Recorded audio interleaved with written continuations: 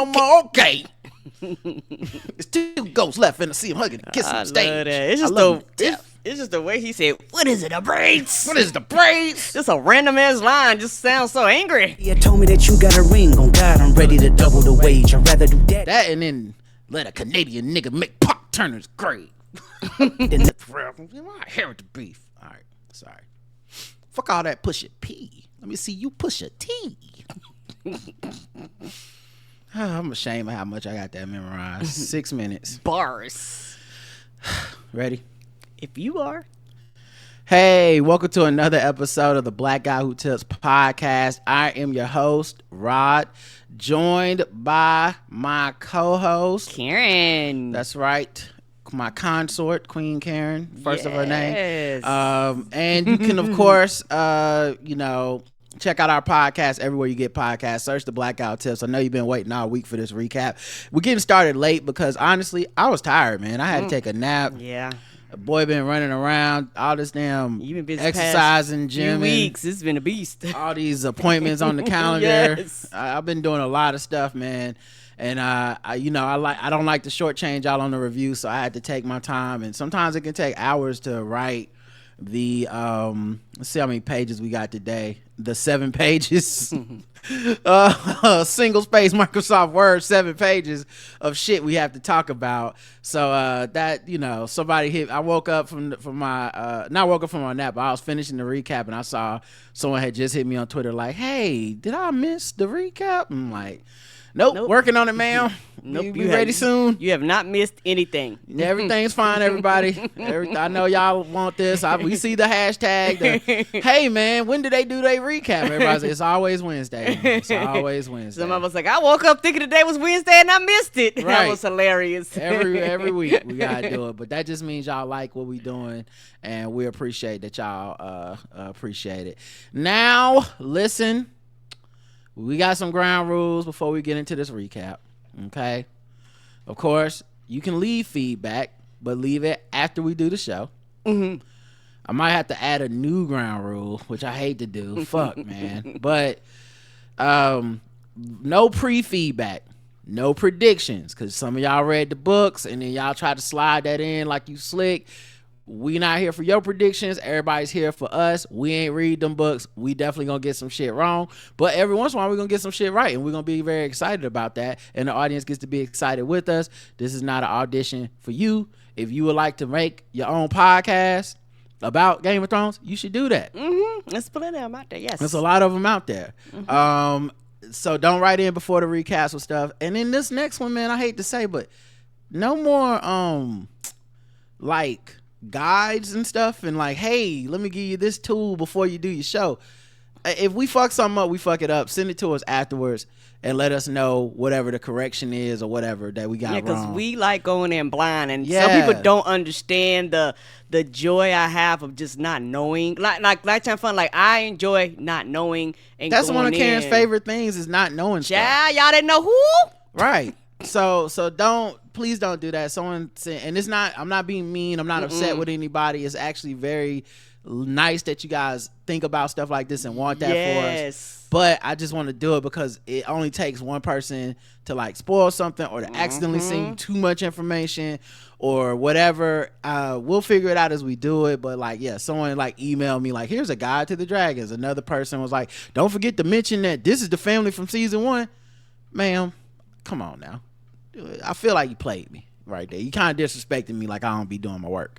But yeah, so let's just, if we get it wrong, though, please feel free on Saturday to write in and be like, hey, y'all said this dude was this dude, but he really was that dude or whatever, So we'll see. And the show, I think, is different than the books. So there's people that are going to be important in those books that may or may not be important in the show. The show will tell us who's important and who's not. So there's little stuff that I'm sure we drop, but it'll come back up. And if it comes back up, we'll go back and be like, oh, he did say he was going to go back and fortify his limbs And we didn't. That was just like a throwaway line. But turns out that's a very important thing. 3 episodes left. We'll catch it. Yes. Have some faith in us, guys. All right, enough of that shit. I hate doing that because I know some people are gonna take it personal and stuff, but don't. Let's get into this recap for the episode. The Burning. I'm not. See Karen doing it right now, guys. She think I'm gonna forget that we're gonna put on the crowns. See what I'm saying?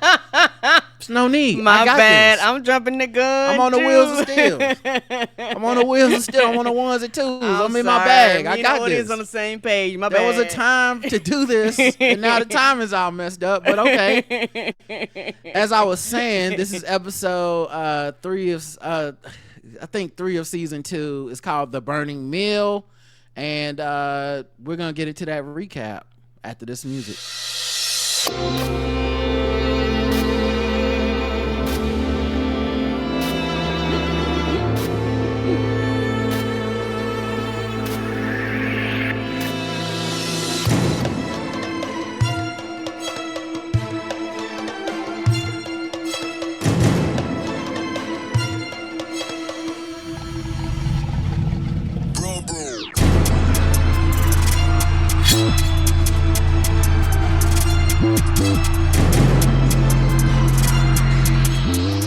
Y'all can see on the, if you're watching the video of this, we got the crowns on. Mm-hmm. We got our wine to go with our goblets. Shout out to the new wine opener, so it don't take me 15 minutes, because the other one I've had for a while, I think was like a gift. I've had it for a while, and I think it doesn't charge right. But Chad, I found this good one. Okay, now QVC. I did. I found this good one where you can like. Karen, now everyone's just gonna ask for links and stuff in the show notes and stuff. So let me guess, you don't even know what the name is. Right. Okay. I'm sorry. All right. Well, hit say that again on Twitter. She'll tell you. She'll send you a link to the Amazon where she bought it. I be forgetting, y'all. I'm sorry. I just be over here just a talking. Just a loose cannon.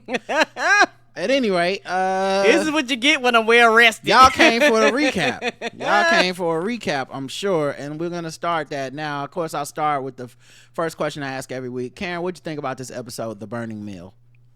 I like it, child. I liked it a lot. I think that the men was just fucking around. There's a lot of fucking around by men and coming in and, you know, kind of wanting to run the show and cause a lot of chaos. And it kind of emphasized on how much the men kind of just do shit and the women kind of have to deal with the consequences of the men just doing shit. Okay. I liked it as well. I did think lots of foreshadowing, lots of story, lots of like background stuff, you know, like this was not a battle in blood type of episode. A pretty long runtime, I think an hour and 15 minutes, which I think these episodes have been trending longer this year. It's like almost everyone feels almost like a mini movie. But yeah, I totally enjoyed this episode for the character building that it did. And because I think it goes a little bit back to season 1 where we go back to the roots of this conflict and ask like, yo, didn't everybody used to be friends? What happened? What happened? I appreciate that because I assume once this war gets started, ain't gonna be no time to reminisce over like, remember when we used to be cool? Mm-mm. All right, so this happens at several locations this time. Riverlands is heavy, is the start, the cold open basically. King's Landing I have on here, which is another long one. Harrenhall, which is shorter, and then Dragonstone, which is another long one that takes like a detour to Driftmark and then comes back to Dragonstone. Like when I told y'all I was, woo, your boy was. This was a lot of work this week. It was a lot. It was a lot happening. Like they did a bunch of scene changes. Yeah, this was. Ooh, man, this was one of them ones, man. So I don't know how long this episode is gonna be, but we've done a lot of preamble. Let's try to get into it. Mm-hmm. So let's start with the Riverlands, okay? So the Riverlands, it starts with 2 groups of people that we really don't know because the show doesn't follow them, right? But we have seen and heard about throughout the show. It's the Brackens and the Blackwoods. They basically like the Bloods and the Crips Yes, out there in the middle of nowhere. Like they beef go way the What's fuck back. that you claim? Yeah, and like they fighting over some, just like the Bloods and the Crips, fighting over some land the white man done. No, I'm just kidding. But they fighting over But this. somebody else did draw the boundaries though. They ain't had nothing to do with that shit. Yeah, they fighting over the Riverlands, and they don't fuck with each other the long way. And we saw Samuel Blackwood in season 1. Remember when Ray was like supposed to be having all these suitors come, and each one was making their case for like, yes, in front of her daddy. yeah. Everybody, he like, you don't want none of these niggas. Well, one of them was Samuel Blackwood. The problem with him was he was like a kid. Now she's a kid kind of too, but like, oh yeah, that little boy, and then the other one came out there and they ended up having that sword off. like she was like 15. She was like 15, and he was probably giving like 12. And he gave a good speech about how he like, I'm that dude, and my family do this and all that. And she like, that's cute, but you just too young. And then one of the Brackens was the dude that was like, hey man, you ain't finna do cracking and them so jokes. The young as Ray leaves, the young dude kills the other guy that heckled him. So we know they about that life. Come on. So the Blackwells, yeah, he stabbed him and go, who else want to fuck with Hollywood Colt? Right. And dead in the castle. so the Blackwoods, sorry, I didn't mean to say Wells. The Blackwoods show up, and they're like, I see y'all over here fucking up, y'all done moved the boundary stones, and we don't appreciate that bullshit. I'm sorry, I think mine. Right, but like, y'all moving shit around? Yeah, they're like, who moved the boundary stones? Y'all put them shits back. And they like, nah, we ain't move them. Now somebody moved them. Yeah, it may or may not have been them, but somebody was like, you know what? Let's expand our territory a little to the left. Well, it could have been like maybe a farmer. I don't know, but Right. maybe somebody was lying. Maybe they did know who moved them. Maybe they moved them themselves. I think the point being, and which is the recurring theme this episode, which is that it doesn't really matter. Like a lot of this stuff, once people start dying and fighting, the actual reason that it started is not gonna make it through the annals of time. It'll be highly debated and disputed. Yes. So not trying fun, and that's just like real life. A lot of times people don't remember, but they remember how they felt, and how they felt or how a family member felt at that time is more important than what actually happened. Because like I said, the theme is when people talk about it, it's like several events, and nobody really know what started or popped. Particularly as generations get older, what started or popped off the event. Yeah, which is also like supposedly a theme based on the book that this is based off of, which is like, it's not a book of what happened, it's a book of what people say happened and all these different versions of history. So it would make sense that this show has a consistent theme of like, at the end of the day, a lot of people won't remember what and how things actually went. So they start pushing around each other and being like, this our land anyway. And the other group is like, man, it's our land, bitch. What y'all gonna do? And then Aaron Bracken goes to walk off, and he says to the Blackwoods like, baby killer. Right? And then the Blackwoods like, what the fuck you just say to me? And he's like, what you said about my mama? Yeah, he said, yo false queen Rhaenyra is a king slayer, saying basically you killed that little baby that was gonna be king. Now I have heard information that in some states such as Virginia, they are killing babies after they're born. They take them to the side. Even like the laws in these Democrat-run states, they allow you to do this. Just take them outside. Take them to the back. That's what Donald Trump has said. So then Blackwood is like, well, your uncle declared for Aegon like the bitch he is. Well, let me tell you, Aegon is no true king, and you're no knight. You're both little craven cunts. And he pushed him on the ground, and then Aaron Blackwood pulled his sword out, and then Aaron Bracken pulled his sword out, and then the Blackwood dude was like, fuck you gonna do with that? You wouldn't dare. And then he dared. I guess he dared because we didn't see it. We didn't see the conflict. All we seen was like somebody laying one of them laying there with a sword stuck in his neck. It was him. It was Aaron Brackwood with Aaron Bracken with his own sword stuck in his neck. That's the next time we see him, and they zoom out, and it is a field of dead bodies. This is one of the things about this show that's so great, is that they have the money and the budget and the time and the special effects to do something like this where you can make the scope of this feel so huge.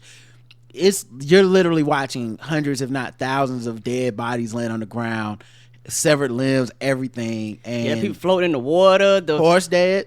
Ryan was like, "Oh, the horse is taking the air. The poor barn on fire. I hope it didn't have no weed in it." It wasn't a barn. Oh. It was a mill. Oh, meal. Okay, so What's the title of this episode? The Burning Mill. Okay. And the reason why, because I seen the propellers turning, so that's why I thought that. A windmill. Yes. Okay. A mill. Yeah. Okay. And so in my mind, I'm like, well, damn, all the food burnt. So if anybody survived, they can't eat because y'all out here fucking around, done tore everything up. You can't drink the water. It was like, y'all was just like, fuck it. Well, I think this is also showing us, like, at once the cost of war and conflict, but also how far it is away from our main characters. Like, we've watched our main characters lose people, obviously. You know, Luke getting ate by a dragon, Baby J getting decapitated in his crib. You know, we've seen loss, but they have not seen war yet. It's very personal loss to them. Like, you killed my baby or whatever. This shit is everybody baby. Everybody dead. Everybody taking an brother L. against brother and all this stuff.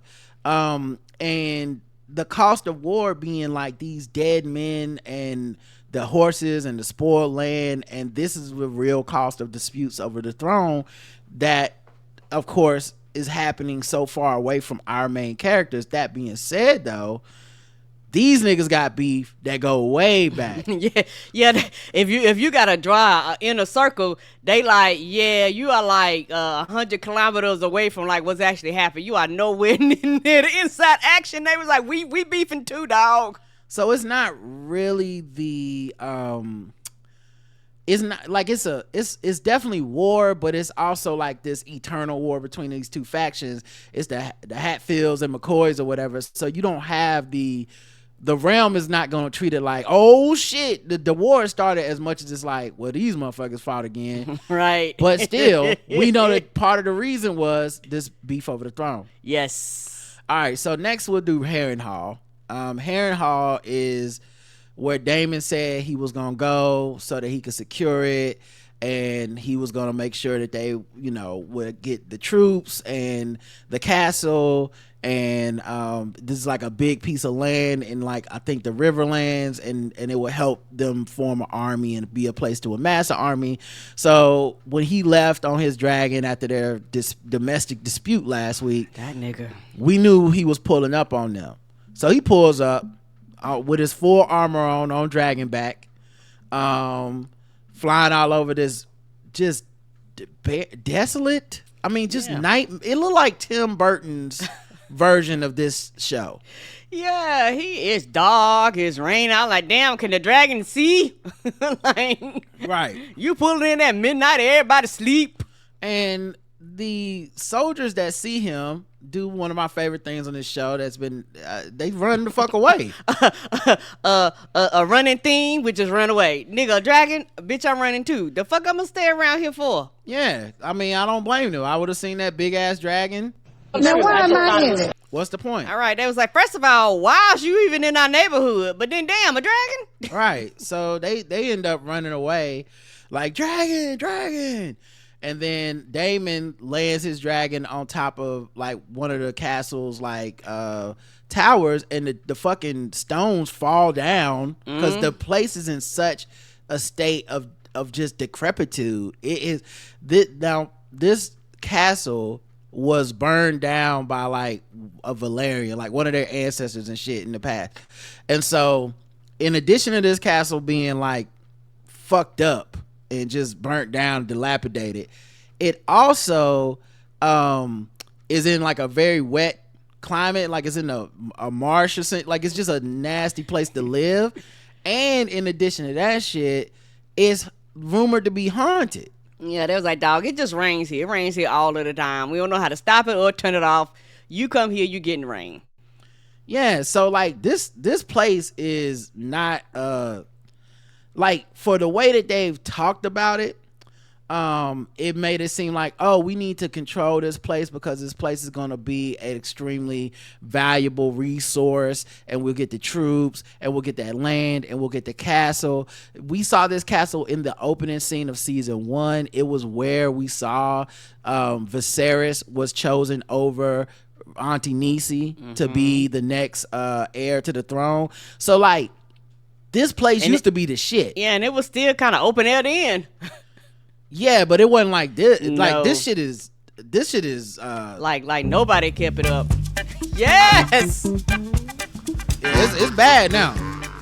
Like yeah. I was like, ooh, child, who want to stay here? And it really felt like, so Damon gets off his dragon, starts walking around, and I mean, stones laying on the floor, water everywhere, nothing's decorated. It's all grayscale. Like this, everything is gray. There's no lights, nothing. And he's like on edge with his sword out, fully anticipating like a battle, but he ain't even running into people. He walked in that bitch walking around. I was like, dog, is Scooby-Doo and the gang gonna be behind you? The fuck is this? Yeah, it did look like they would be scared running around there. Right. But yeah. The ghetto. It was the ghetto. And so it felt real spooky though. I did love the way that they filmed this.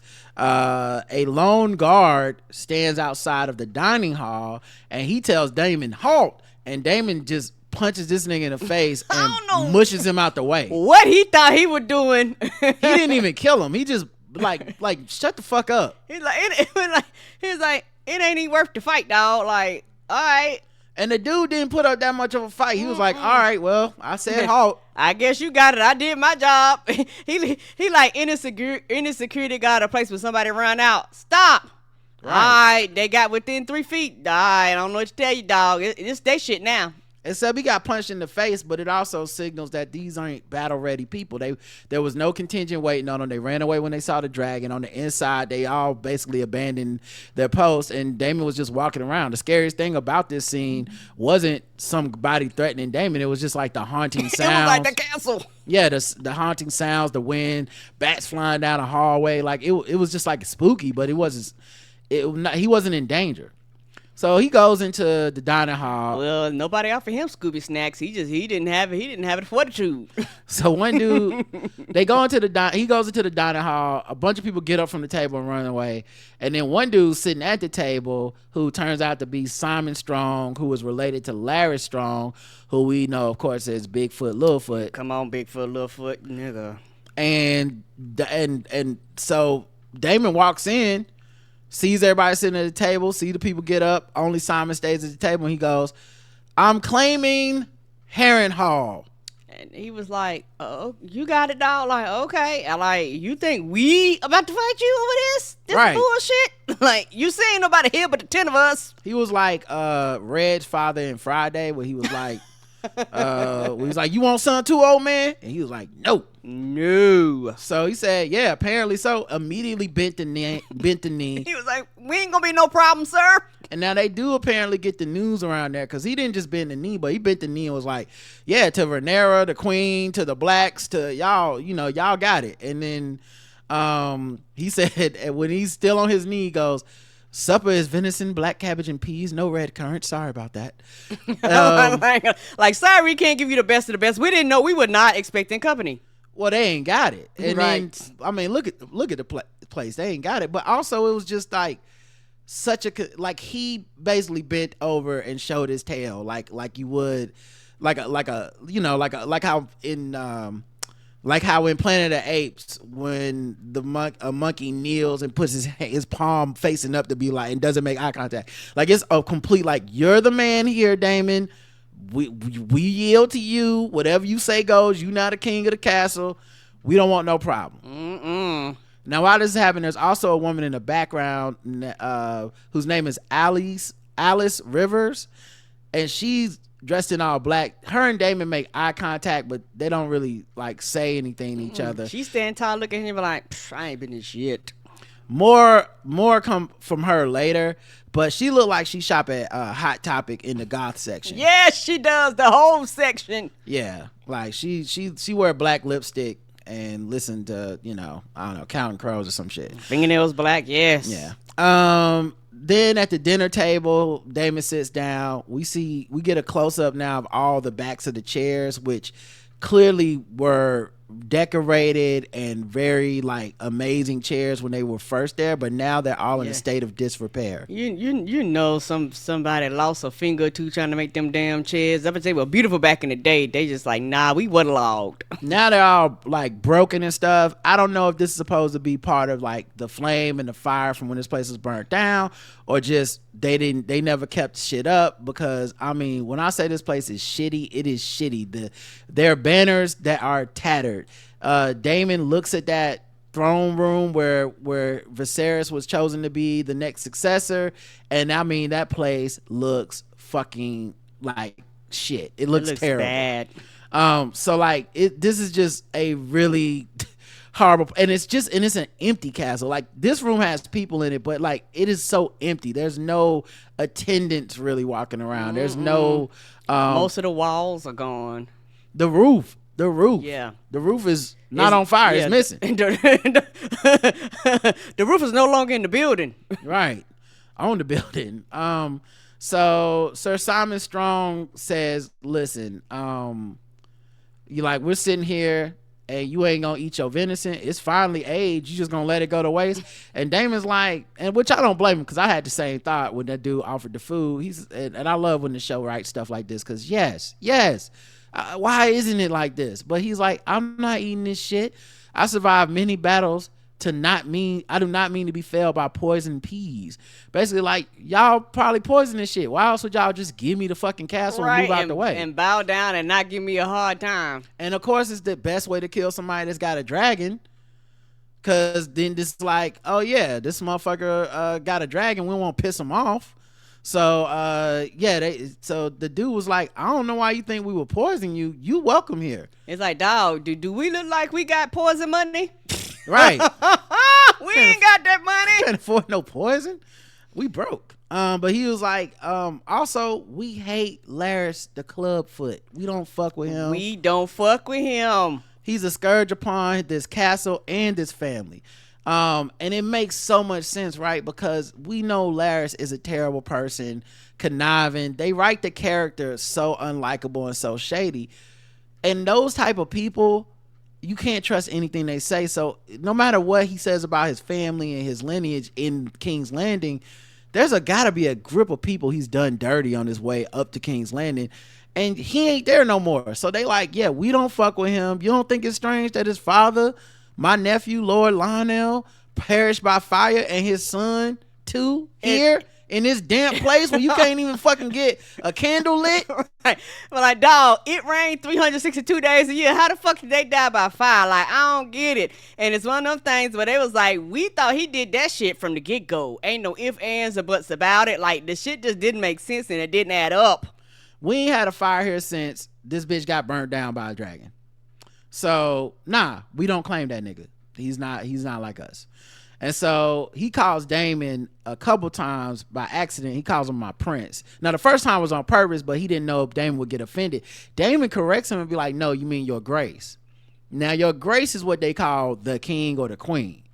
So this correction kind of flummoxes Simon, because he like, but ain't you here on behalf of Rhaenyra? Right. Where you would, like, you're not the king, nigga. And Damon like, assumptions will get you fucked up. So don't assume. And then Buddy was like, okay, whatever you say, because he conciliatory. He don't want to smoke. He like, sure, dog. Whatever you call yourself, whatever you want, dog. I don't care. I'll honor it. All right. You want to be the king, the prince? It don't matter to me. You running shit up in here. He's like, what bring you here anywhere? Damon like, the castle. It's the largest castle in the land, and we could put all the troops in this one castle so that when we mount our attack, we, everybody be together. And Buddy's like, this castle? Have you looked around? Like, did you pay attention to when you came? Did you pass all the fallen rocks and all all the walling and roofing and shit that ain't here? What did you see walking through here? Yeah, he's like, what do you mean? You can't, like, who would live here? You can't do any of the stuff you're talking about. And Damon's like, then we'll just repair the castle. And Buddy's like, well, who money? Like, you know, it took hundreds of years to build this shit. How you think we're gonna repair it? Like, where you gonna get the people? Where you gonna get the money? Right. He accidentally calls him my prince again. Damon bristles at that, and in his armor it makes that clinking sound, so you know he bristled. And then Simon is like, well, look, not all the troops that you talking about are even unclaimed. Some of these motherfuckers, the Blackwoods and the Brackens, fighting right now. Half of them done declared for Aegon. You know, so you can't count them amongst the like people that's gonna be on your team Black. Mm-mm. And he's like, and Damon's like, it's cool, I'll talk to the Lord of the Land. He gonna get everybody together. He gonna make them act right and join our cause. And Simon like, bro, do you even know Grover Telly? Cause you know anything about what's happening around here. Cause much like you've been out the loop, much like the Grover on Sesame Street, he is trash. No, that's Oscar the Grouch. But but he's like Grover. This motherfucker is basically dead. He laid up like Viserys was. Mm-hmm. And Damon's like, first of all, probably thinking back to Viserys and thinking about how Otto and Alicent betrayed Viserys in Damon's mind. He's like, don't matter if he's fucked up. You supposed to do what he say. I did what my brother said.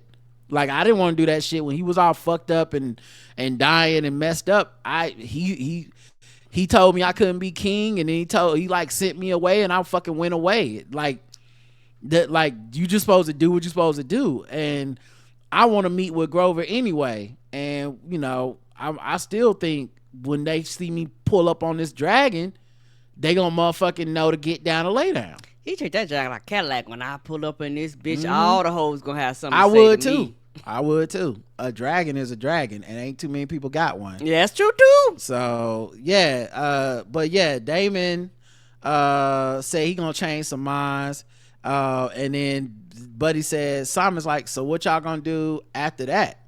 And he said, you know, take the throne. And he said, the throne. And then Damon's like, yeah, you know, it's made of swords. It's in King's Landing. God damn, how much shit I gotta explain? And he looking like, I don't think you understand the situation you in, sir. Yeah. In Damon's room later on, he is putting bowls down because water is dripping from the roof. Mm-hmm. And it just looked wet and moldy in there. Yeah, child. I was like, did this nigga up in the Motel 8? What the fuck is this? Right. Like the room door definitely opens to the outside. Mm-hmm. But they do not leave the light on for you. Right. And so he ends up using a sword to jam the door so that it can lock so people can't come in, because he still don't trust these people. Right. Someone might try to come kill him in his sleep. Yes, and can you blame him? So, I mean, at this point though, it sinks into me like, I don't think he should necessarily be worried about someone harming him, because these motherfuckers clearly want to give up and want him to run shit. You know, they was like, ooh, child, somebody else taking care of the bills? You could have it. Right. I would be more worried about the ghost and the haunting. So the door is so fucked up at the bottom, you can actually see into the hallway from the bottom of the door. So he sees some feet come up to the door and then try to open the door. The sword, of course, is blocking it. Then it pushes the fucking door. The sword still holds. He gets his other sword, approaches the door, looks into the hallway. Ain't nobody out there. He starts. Ain't that a clue? You need to go on and get on your dragon and go on and back away and be like, all right, y'all, I'll be back. Like, I'm not spending the night here. Well, he's still a white guy, so he, of course, goes out to investigate. No street smarts. And Damon, well, he got a lot of street smarts. He put that hoodie on, you know a way around the castle, you know how to get some hoes. But white people could be street smart, and they just not scary movie smart. I don't know why. Okay, but they just always go check it out. That's more the scary movie smart, because I was like, you ain't picking up on no signs that you shouldn't be here. So he's basically stuck in a Blumhouse movie, because he's walking down the hallway, hearing these sounds. He hears like a lullaby. He walks into a room, he sees a young girl. It's all lit and dry. I was like, I don't think this is part of the castle, my nigga. Everything been wet and damp. The fuck is this? And yeah, and the fire is roaring in the background, which, you know, they say it's hard to do or whatever. Anyway, he walks in, and it turns out that the girl singing the lullaby to this baby is actually young Rhaenyra, played by the original actress from season 1, and sewing baby Jaehaerys's head back on. And she says, always coming and going, and I have to clean up after you. And she's obviously talking to Daemon, and it's obviously some sort of inner turmoil, inner vision of Daemon, and we realize at this point it's basically a dream. And I assume the meaning of this dream is he still sees Rhaenyra as his niece, as this child. Yes, he does. So he'll never see her truly as his queen and the person that deserves to be on the throne. He don't respect her. And then the second thing is it's emasculating because she's a little girl cleaning up after his mistake with Jaehaerys getting killed. And so he snaps to, and he's standing outside in front of one of those like them old trees that be having the faces in it and shit, which apparently this place got a lot of them. I think the castle was built on these fucking trees because like these trees are growing in the castle and shit now. Yes, like, they are. That like I don't you know how fucking how fucking little bit of work you gotta be doing taking care of the castle for a whole fucking tree to grow back? A whole ass tree. Like it's trees growing in the walls with the faces and shit. Anyway, he fucking standing in front of one of these outside, drops his sword. He's been sleepwalking, so none of this must have been true. All the stuff we saw was a vision. But when he drops his sword, I think this is real. And Alice Rivers, the girl we saw earlier that dressed like a goth girl. Yeah, look like nigga, I'm not bending no knee. That girl, yes. Yeah, she never bent her knee. But she is standing off in the distance staring at him, and he sees her and she says, "You will die in this place," and just walks off. I was like, that's never a good sign.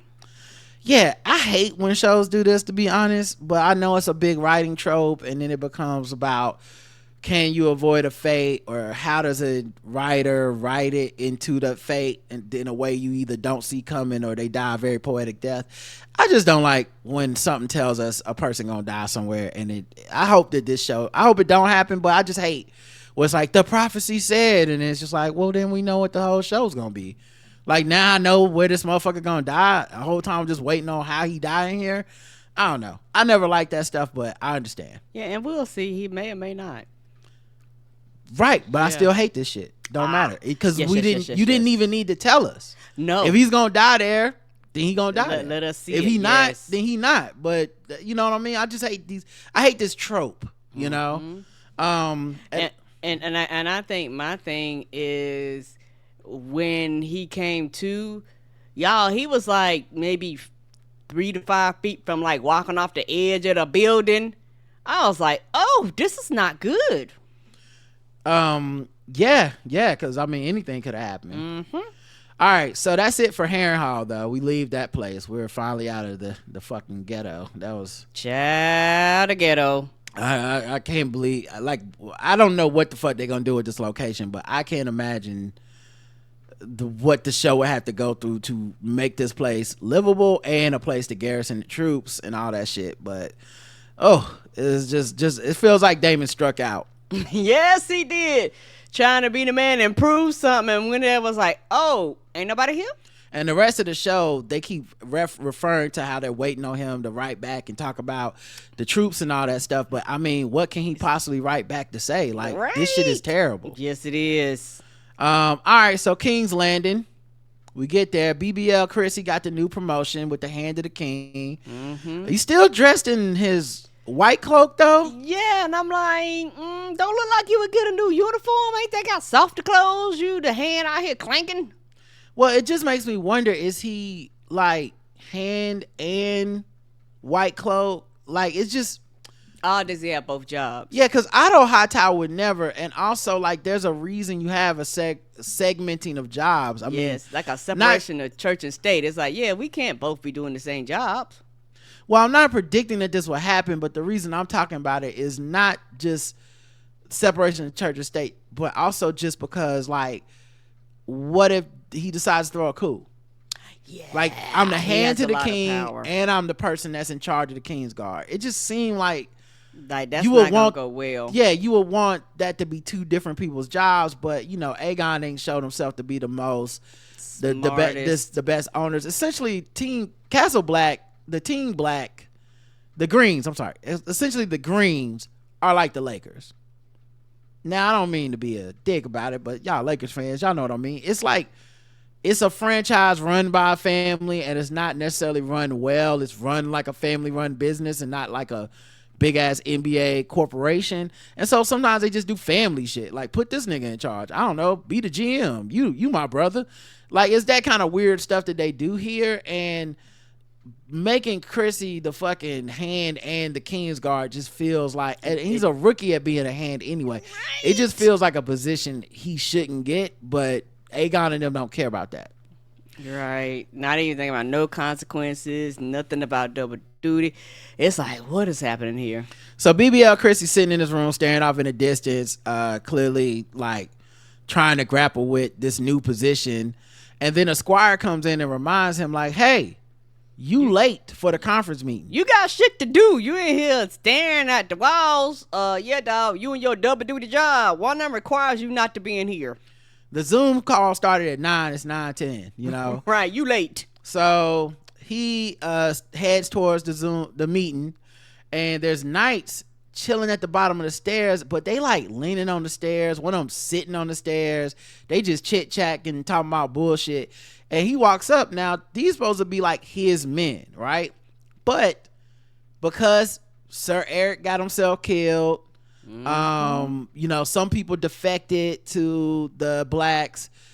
These new cats are, and of course he got a promotion, so he's no longer like the guy who guards like Aegon and the royal family and the day-to-day duties. He's the hand. So these new dudes are actually the same dudes from the throne room. Yes, when Aegon was in there talking about his dragon cock, and they was getting drunk with him. So they his boys. Aegon made his boys the fucking King's Guard.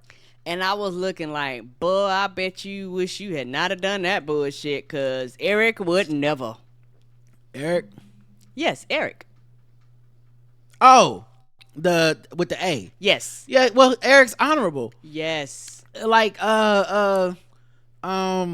he, it's so funny. You said Eric, and I heard ERIC, but I know it's AARYK. Still pronounced and said the same. Okay. But when you said it, I was like, it's a nigga named Eric in the show? Because they do that. Like, Lady Jane is spelled like JEYNE. Anyway, yeah. Yes. But that's what took me a second. I was like, Eric, who the fuck is Eric? I just said his name. But in my brain, my brain, when I say Eric, is doing ARRYK. Anyway. Yes. But yeah, so you're right. Eric, he was able to cajole Eric by using his honor and sense of duty to be like, hey man, you can't even have a dirty cloak. Stop eating and go change your cloak. And he would respect it. But these dudes like, nigga, who are you? Because Eric took that thing out of duty and honor. Eric probably don't fuck. I guarantee you he don't. But these dudes are just Aegon's homies who basically got nepotized into this job. And so it's like, they not taking it serious. They were just given a job. They didn't earn it. So like, they see Chrissy, they don't know him. They don't really respect him, but they know his position. So they stand up like, oh shit, he expects us to stand up and pay attention. And so Eric walks by them. Then he walks into the conference room, and another one of the King's Guards there, another one of the homies for Aegon. And dude looks him up and down like, he don't like, okay, the fuck you, why you late? No one respects this dude. No, they do not. And in addition to these new niggas not respecting him, when he walks in late, the people at the meeting don't respect him because he's the one behind the failed plan to assassinate Rhaenyra that got Eric killed. So they like, yo, you're a bad hand. You're a loser. You shouldn't have this job. Yes, and they're reading him for filth at the table as he sits in Otto Hightower's old chair. In his face, they was talking cash code shit, and they were looking like Hightower would never let this bullshit happen. And so he asked Aegon, like, why you got new knights in the Kingsguard? And he's like, cause you got Eric killed and you the hand, so I gotta replace him. And then he's like, Iron Rod says, yeah, and of course the last Kingsguard that got killed so needlessly, basically saying like, you know, because you fucked up and with that dumbass plan. And BBL Chrissy tried to flip it back. He's like, well, if Eric would have did the plan like I told him to, we wouldn't even be having a war. And of course,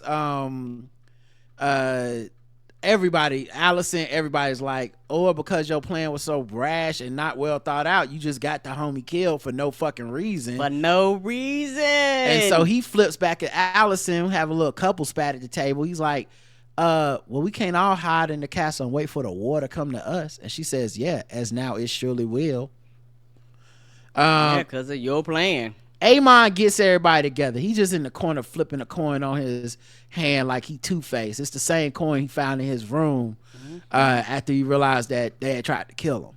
Yeah, he got one eye like Two-Face. Two-Face got two eyes. But we got half his face is messed up. Fucked up. But My bad. He ain't got no eyelid. Yeah. But yeah, he's flipping that coin. He's like flipping the coin around on his fingers and shit like that. Carly has a flex now because he's like, yeah, I'm that nigga. They tried to kill me. Mm-hmm. And gets everybody together at the table. He's like, hey, the war already here. Like, y'all fussing at each other, it don't matter. The Riverlands done already started fighting. Motherfuckers died. Samuel Blackwood, he declared for Rhaenyra, and he dead. And Aegon is like, yeah, good. Yeah, love war. Love it. We just spilled the first blood. I'm all about that war.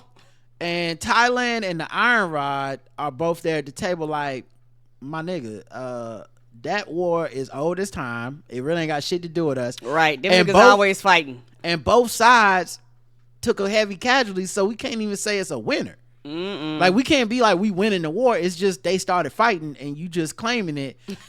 Right, you taking credit like Donald Trump. But Aegon slams that dagger into the table. This is the same dagger that Viserys showed to Rey when he told her about the Song of Ice and Fire and the prophecy and all that. Mm-hmm. But this is the second time that like the High Tower, the Castle Green people have used this dagger in like reckless ways that show that A, they think it's just a dagger, and two, they don't know about the Song of Ice and Fire. So, you know, he just thinks it's a flex to stab it into the table and awkwardly put it back into his scabbard later.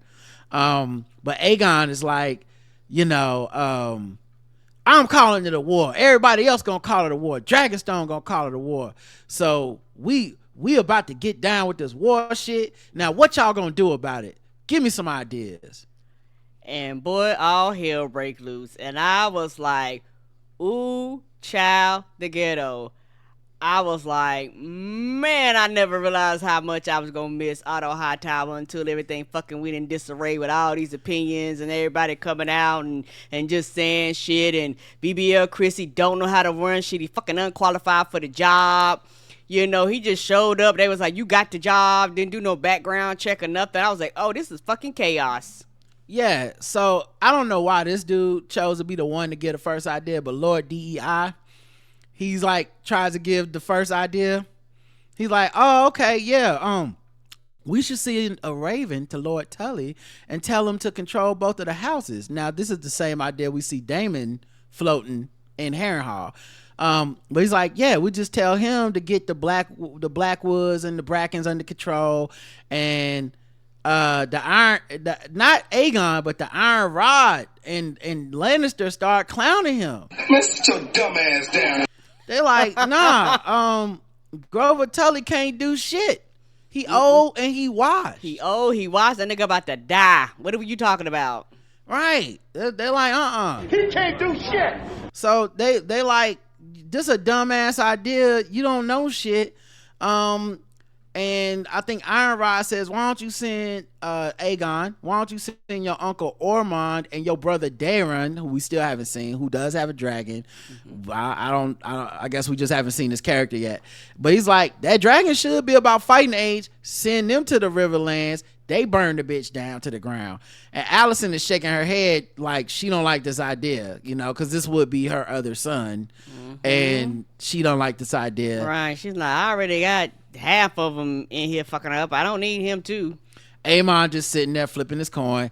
Thailand is like, well, you know, my brother Jason Lannister, he got some troops. He amassing an army. He should have an army within weeks, and we can send them in there. And then Lord DEI starts speaking again. I don't know. Child, all in disarray. Who paying attention? Who taking the minutes? Who writing the seconds down? Don't nobody know what's happening. Like, everybody gonna leave this meeting and gonna be like, what happened in that meeting again? Shit, I don't remember. Did you take notes? Nah, dog, I ain't take no notes. Well, them arguing is not new. I feel like they've been arguing even when Otto was there. Last week they was arguing. So I feel like the chaos of them arguing is like old. I mean, I feel like that's what that table's for. They argue. But it's just that it feels like they have the final say that's in charge. Yes, I think that's more what it is. Yes, nobody comes in and be like, all right, I'm going to make a decision. Except Aegon. But who the fuck trusts Aegon? Right. Because Aegon is the final word. He's the king. But it's like the king without Allison and Otto to kind of steer his hand, it just feels more reckless than normal. But yeah, Lord DEI for some reason decided to keep fucking talking. And he's just like, yeah, why don't we... Who gonna make me shit up? Well, he's like, why don't we wait till everybody get all the troops, put them all in one big army, everybody attack at the same time, strike as one. Wouldn't that actually be smart? And Thailand is like, Don't you shut the fuck up. Nobody here wants to listen to your misguided bullshit. Yes, that's what they had. Y'all, this was a terrible ass meeting, boy. Yeah, he's like, first of all, you're affirmative action hire. Right. What you doing in here in the first place? Did you even study military at the Citadel Academy? Are you even smart? Now these like meisters or whatever, they have basically like patches like a Boy Scout would have, and so they get these things on a chain that say like what their specialties is. Like, oh, this nigga do potions. Oh, okay, he do this. Well, he's like, do you got a military badge, bitch? Oh, you don't? You need to shut the fuck up when grown folks is talking. And then he was like, I don't see a military badge chain link on your shirt. What are we talking about? So then Allison's like, everybody tighten up, goddamn. Which I kind of appreciated because like that felt like her father coming out of her. Yes, like, oh my gosh, this shit is fucking chaos. Somebody got to get this under control. Yeah, it felt like what her father would say, which is, you know, like, hey, what the fuck, man? Like, get this shit together. But she's still a woman at that table. They don't really respect her like that anyway. So Chrissy's like, I'll tell you what, I'm gonna get some troops. I'm gonna ride out to the Riverlands. I'm gonna enlist the Brackens. I'm gonna take Harrenhall. Boom, bang, bam, we done. We got the troops. We got the land. Allison like, this plan ain't gonna work. Same way your other plan ain't work because it's too rash. And he goes, well, the gods favor the bold. And she says the gods didn't favor Sir Eric. And right. And then he just looks away at her like, man, fuck what she talking about. What you think, Aegon? And Aegon, of course, this is his man, BBL Chrissy. This is loud. This is Hand. So he's like, yeah, I'm with you. We should fucking ride on these fools and go to war and take a contingent of troops. We? No. Right. Where's the we coming in here, sir? And they like, what you mean? Well, first Aegon says, take Aemon with you. Oh, yes. And take his dragon too. And then Chrissy's like, and Aegon, and of course Aemon, he wants to smoke. He like, yeah, take me. Take the dragon. And Chrissy's like, no. And Allison agrees. They're basically like, no. Chrissy's like, I want to take this group of troops inconspicuously to the Riverlands. And if you go, it won't be. Everybody gonna be like, why is that fucking dragon flying with them? If people see us with Aemon and the dragon, not only will it take away our element of surprise, it'll also pretty much embolden the blacks, the black team to go ahead and pull out their dragons. Yes. And so we trying to get this group of troops without dragons involved. But yeah, so everybody says, okay, that's a good point. Meanwhile, Aegon dumbass is like, okay, well then I'll fly out with my dragon. Bitch, we just said. What the fuck did we just say? No dragons. And no dragons. Aemon is like, hey, I appreciate you. You brave, but we can't risk the king and you the king. Right. It's like, the thing is, it's like, nigga, do you not know you the king? You can't be out here unless it's absolutely positively necessary. Why would you just be like, I'm going on the front line, I'm fucking ready for war? But what's important in this point is that we, as you said before, Aegon is so obsessed with how people view him, and he's viewed as being weak. And when Otto said that, it cut him to the fucking bone. It did. And so a lot of his ideas and plans are things to make himself, quote unquote, appear strong. And so what's stronger than flying out to battle like his fucking ancestors of old, killing a bunch of people on his dragon, and basically being the hero of the war, and coming back and everybody fearing him and being like, oh my God, he's so brave. And so Aemon is like, we don't need you to do that. And he stares directly back at Aemon and says, I'm as fearsome as any of them. And so it's just telling what his motivation is here. Is I would like people to know I'm one of them ones. Yeah, and also it's one of those things where it goes back to the Otto was right, because it's like, you do this shit to prove yourself, and you don't think about the consequences or the repercussions or how people will respond to you making these harsh moves. In fact, the people that you want to love you would turn around and curse your name because the shit you do is so dumb. You're actually hurting the people that you want to praise you because you're actually not thinking of it in its totality. And that's one thing about Otto's mind. He's been under like 3 kings. And so he was like, hey dog, like, I've done this enough to understand the strategy plan behind this, to understand that this is chess, not checkers, to understand that anybody that does these, and because I've been around enough where I've seen other people do this shit and their kingdoms fall. They don't have, like, you have to think of it in the long term. He was like, well, what can I do now to get the people approval now? Okay, that didn't work. Well, what can I do now to get the people approval now? Okay, that didn't work. Oh shit, I make them mad. I don't give a fuck. Fuck them. And you like, you can't do this because eventually the people will turn against you if you make enough of them mad.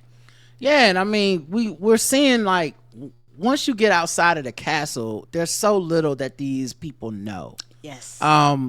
You know, you go to the Riverlands concept, the Riverlands conflict, where you got basically the corner boys fighting over this land that none of them really give a fuck about. You got that shit happening. They don't know much or care much about that. You got Harrenhall, where Damon didn't even know it was, you know, he's walking around like that meme with the Goofy movie, like, bitch, you live like this. Like, right. They are so far removed from the realities of just everyday people. And I think in his mind, he's just gonna put on some armor, hop on a fucking dragon, that easy. Burn everybody to death, win all his fights. Everybody's gonna bend the knee, and he's gonna come back. He's gonna be the conquering hero. Yeah, ain't thinking about no resistance, nobody not liking his choices or decisions or anything. So we get to them getting ready to leave. BBL Chrissy and his contingent of troops, which now doesn't have Aemon coming or Aegon coming. It's just BBL Chrissy and some and the crew. Troops. And a squire comes to inform him that, hey, everybody's ready to march, you know. And Chrissy got a new haircut. He done went to supercuts mid-show. Yes, he did. Hair look way different. I see it now when y'all say he looked like Drake. I see it. Allison is talking to her brother, Gwaine. These names. Gwaine Hightower. And she brings him over to meet Chrissy. Gwaine don't really like Chrissy because he like, so you the nigga that stole my dad's job as hand to the king. Right. And to think that a broke nigga like you was able to do that, huh? You got it out the mud. I see. Right, I see. So you the replacement? Okay, I guess. And it's one of those things that he really looked at him like, this nigga. So Allison is like, Gwaine want to come to the battle too. And Chrissy like, we got enough people, we good. Right. And Gwaine like, it's cool, I'm still coming. I want to go in the battle with a Dornishman. And Allison he like, cause basically he ain't got no choice. Allison's like, yep, he coming. So he goes to be like, I'll be on my horse, time to go. Allison blesses Chrissy with, may the seven guide you good night and lead you not into the shadow and death. And then he's like, can I get that favor? Now, favor is from season 1, maybe even episode 1, when knights go to joust and fight in these tournaments. The ladies offer them their favor, which is like handing them like a flower or a handkerchief or something, some sort of personal effect to be like, you my favorite, you fighting for me, you my favorite knight or whatever. So he asked for that, which is a big callback to season 1 when Chrissy actually got the favor from Rhaenyra, and Damon got the favor from Alicent. So here he is asking for that after all this time. Now we know they've been fighting at the table. We know he took a daddy job, but we also know they still fucking. And I forgot to bring this up last week because I didn't forget. I didn't have enough time. We had shit to do.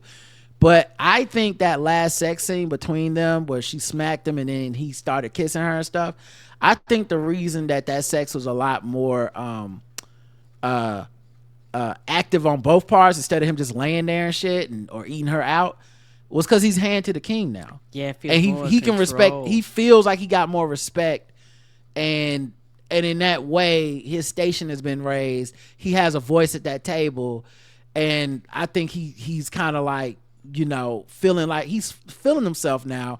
And so that also makes sense that he would ask, like, give me your favor too. Don't just bless me. I want everything. Yeah, and also I think that this was Alicent's way of going, yeah, dog, I'm gonna be fucking you, but I still don't trust you, and you ain't going out there without somebody watching you. Like, my daddy gone, goddamn it, I need somebody somewhere to see something. Like, I can't just be out here fucking blind and not know what the fuck is happening. I think she purposely and strategically sent him knowing that he may or may not be qualified for the job. It's like that, yeah, you gonna go. You gonna go out here and you don't give a fuck if you know anything about anything. You gonna go out there and report back to me. Yeah, that's interesting because I really can't think of why her brother would show up and want to go other than what you just said. Like, it's like I'm just imagining Gwen's gonna come back and report back because he don't really seem like he about this like life, and we'll get to why later. But it's just like, yeah, what is his purpose of going? Right, and particularly with her being a woman, nobody respects her. Everybody blows her off. So even if she went and asked her, would try to find out on her own, a lot of them would just be like, "Oh, bitch, get out of here." She was like, "Well, fuck it, I'm gonna get a man, somebody I can trust, somebody who will come back and actually tell me what happened. And this is my brother, so I trust that my brother's gonna come back and tell me what happened because my daddy's not here to actually keep me informed about the goings and comings of what's the fuck happening right now." So they ride off with their contingent of men, and we see a crow picking at the eye of Cheese, the rat catcher, who is still hanging from the wall. I don't know how many days they've been there, but the bodies are in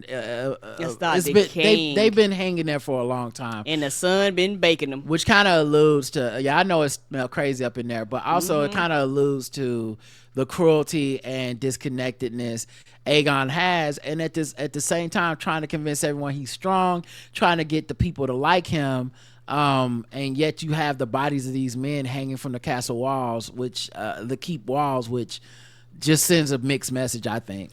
But so I gotta pass my family member. I can't even do a proper funeral or whatever if I want to. Like, I got to sit here and be like, okay, I guess I get them once they fall to the ground. Fuck. Yeah, it's cruel, and it just doesn't really make sense to see this as a positive thing for yourself. Right.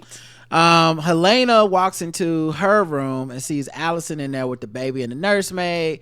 She tells Alicent that she should feel sad about her son being killed, or that she does feel sad about Jaehaerys getting killed, but maybe she shouldn't because people die every day, especially babies. Right. In this world. And Alicent says, this is a bar, she says, sadness is a condition of motherhood. And Helena replies back, there's not to be gained from it. So she's in like denial of her emotions or trying to push through to the emotions. She plays with her little bugs in a cage, which always feels symbolic to me of how Helena must feel being trapped in this you know, this family, this castle, this loveless marriage that's strictly about having children with her brother so they can have an heir. And so she says, like, you know, when we went on that funeral procession with the small folk, they scared me, but also I doubt they empathize with me because I was looking at them like, how many of y'all lost y'all babies? And I'm a highborn lady, so you know it's got to be way worse for people that's not in the trappings of all this wealth and luxury when they lose a child. Right. And Allison is like, no, you looking at it backwards. It humanizes us because sad shit happens to everybody, and you have as much a right to your sadness as anyone else, which is also a good bar. I really love this scene. I know people hate Allison and the Greens, but I just thought this was well written between mother and daughter, well acted, and it just has some good bars in it, and it goes to a theme that I'll talk about closer to the end of this recap. But Helena then says to Allison, apropos of almost nothing, I forgive you. Mm-hmm. And Allison's like, what you say? And she's like, I forgive you. And then you can see, the acting is so good. You can see the relief and the tears and the emotion in Allison's face, because the unspoken part of this and all of this sadness is the condition of motherhood, blah, blah, has been, I think, Allison has put poor sweet Helena in this horrible situation she didn't ask to be, through a lot, and she's had to sacrifice a lot, and Allison knows what this sacrifice is, where it's like men and their manipulations to get power and their ambitions to get the throne, and as a girl, what is your role? Producing babies and shutting the fuck up. And Helena is so unprepared for that because her, you know, she's not of the condition to even be present in that way. She don't care about power and stuff. She speaks in riddles, and she's just, you know, wants to be a bug girl and take care of her babies. Right. And so I think Allison has always felt guilty about Helena's plight. And for Helena to say, I forgive you like that, I think completely just like broke her down. Yeah, I think that forgiveness was a collaboration of stuff. Like you said, you know, I actually wasn't supposed to marry my brother. I was supposed to marry somebody else, and I ended up having to marry my brother, born kids. I'm in the basically loveless marriage. I lost a child. I walk in on you and Sir Chrissy fucking like, dog, this is a lot to take in. Like, okay, I'm gonna forgive you so I can move on. So, later in his chambers, Aegon is drinking wine and getting dressed in his battle clothes. Getting in his play clothes, because he gonna go out to the fight, y'all. He gonna fly out on his dragon. He ain't taking the shit serious. He gonna fly out on his dragon. He gonna meet BBL, Chrissy, and them, and he gonna help burn down the Riverlands or whatever the fuck they need. And his boys are yes men. They hyping him up. Oh, you looking good in that armor, player. You gonna burn. Oh, they gonna be on fire today. Okay, you got this. And Larys comes in. And one of the guards stops him like, hey, man, what you doing in here? And he's like, trying to help all of us by telling this motherfucker not to fly off the war and get killed. Right. And because he the goddamn king. In addition to all of us, like, suffering as a kingdom, your ass won't have a job when he dead. What you gonna guard then? Right, because they gonna be sure you the first fucker selling out of here because you're not qualified. And so he comes in, and Larys is so smooth at manipulating this poor fucking dummy. Because he's like, oh, you looking good in that armor. And he's like, oh, you know, this the Aegon the Conqueror armor. You right. know, I got the good shit. Yeah, they done refitted it for me. You know, they made this personally for me. I'm ready to do some conquering. Yeah, he was like, same suit reheated. Right. But then Larys used reverse psychology on him, and he's like, you know, the streets is talking. Now, you ain't heard it from me. You ain't hear it from me. But, you know, it is brave what you about to do, and I appreciate it. But, you know, they saying you getting played by Allison and Aemon to fly off the battle so they can run the castle when you ain't around. It ain't me. I'm just saying some folks saying you look stupid. Yes, he struck out his insecurity because this nigga let his emotions and shit on put him on his sleeve. So nigga, anybody paying attention can literally read you. They can read you like a book. And he cares so much about what people think that this immediately puts him in the mind of like, well, I mean, fuck, they talking about me? What they saying? You know? And he's like, you know, it's like that kind of talk is like weeds. You got to pluck it out. And he's like, well, you gonna tend to the weeds? And he's like, well, I mean, there's a lot of people saying this shit. And once it's out there, it's just kind of out there. I mean, only way to prove them wrong is to like, you know, stay here and not fly off and get killed. Right. So that you actually know and understand, you know, what's happening in here. And so he's like, a lie don't care who tell it. Okay. So be careful, Aegon. And then Aegon tells Larys, as Larys is about to leave, he's like, you know what, man? My daddy said he ain't need no king master of whisperers. But you gonna be my master of whispers. You do a good job around here. Appreciate you, bruh. And Larry says, you honor me. And then he, you know, Littlefoot, Longfoot walks out of there and shit. Yes, he does. I was like, this is not going to end well because somebody like that cannot be trusted. Just period. They just can't be trusted. Also, I wonder if this is Larys helping out Alicent again. I know he has a soft spot for Alicent. He's also very clever with the tongue, very smart at manipulating people. And this is like the second time he's kind of gotten Aegon to do something that Alicent would like him to do.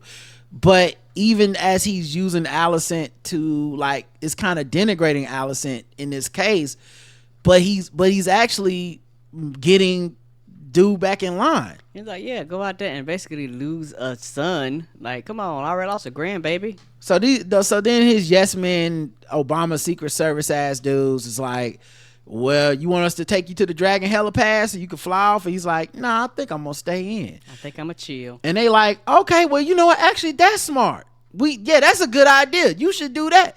Cause they just yes man, they would have said whatever the fuck he said was smart. Whatever you say, sir. But they like, well, since you ain't going out, just letting you know, we going to club tonight.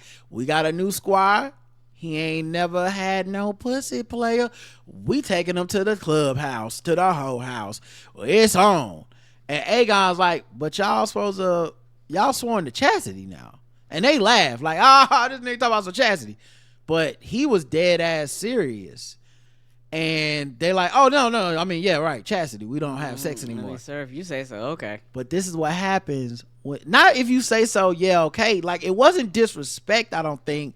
I think they were like, that was not even consideration because they didn't come up through the ranks of the guard to be a white cloak. This guy just nepotized them into this position that has like, all this like rules and regulations. They have to follow them, right? In history and shit, niggas is like, oh word, like yeah, you don't realize you putting that shit on actually means something.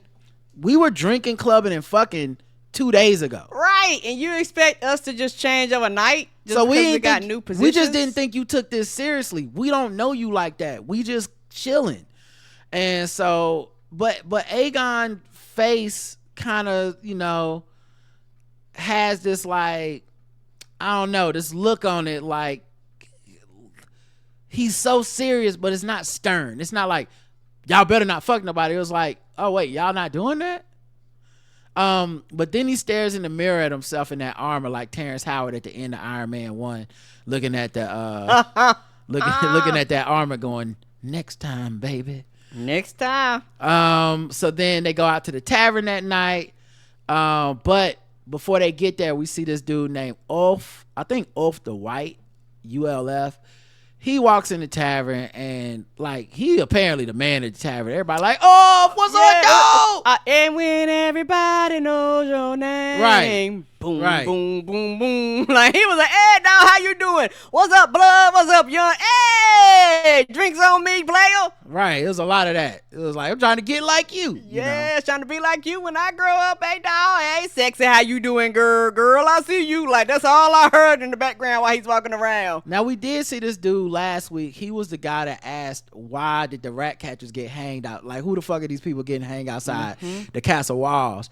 But that was like the only line we got from him. So he walks around, he sits at a table where it's like 2 white dudes from Westeros and 1 black dude from West Detroit, because this nigga looked like it looked like they took one of us from 2024 and gave us like some Renaissance fair clothes and was like, hey man, go down there, because this brother's edge up was tight.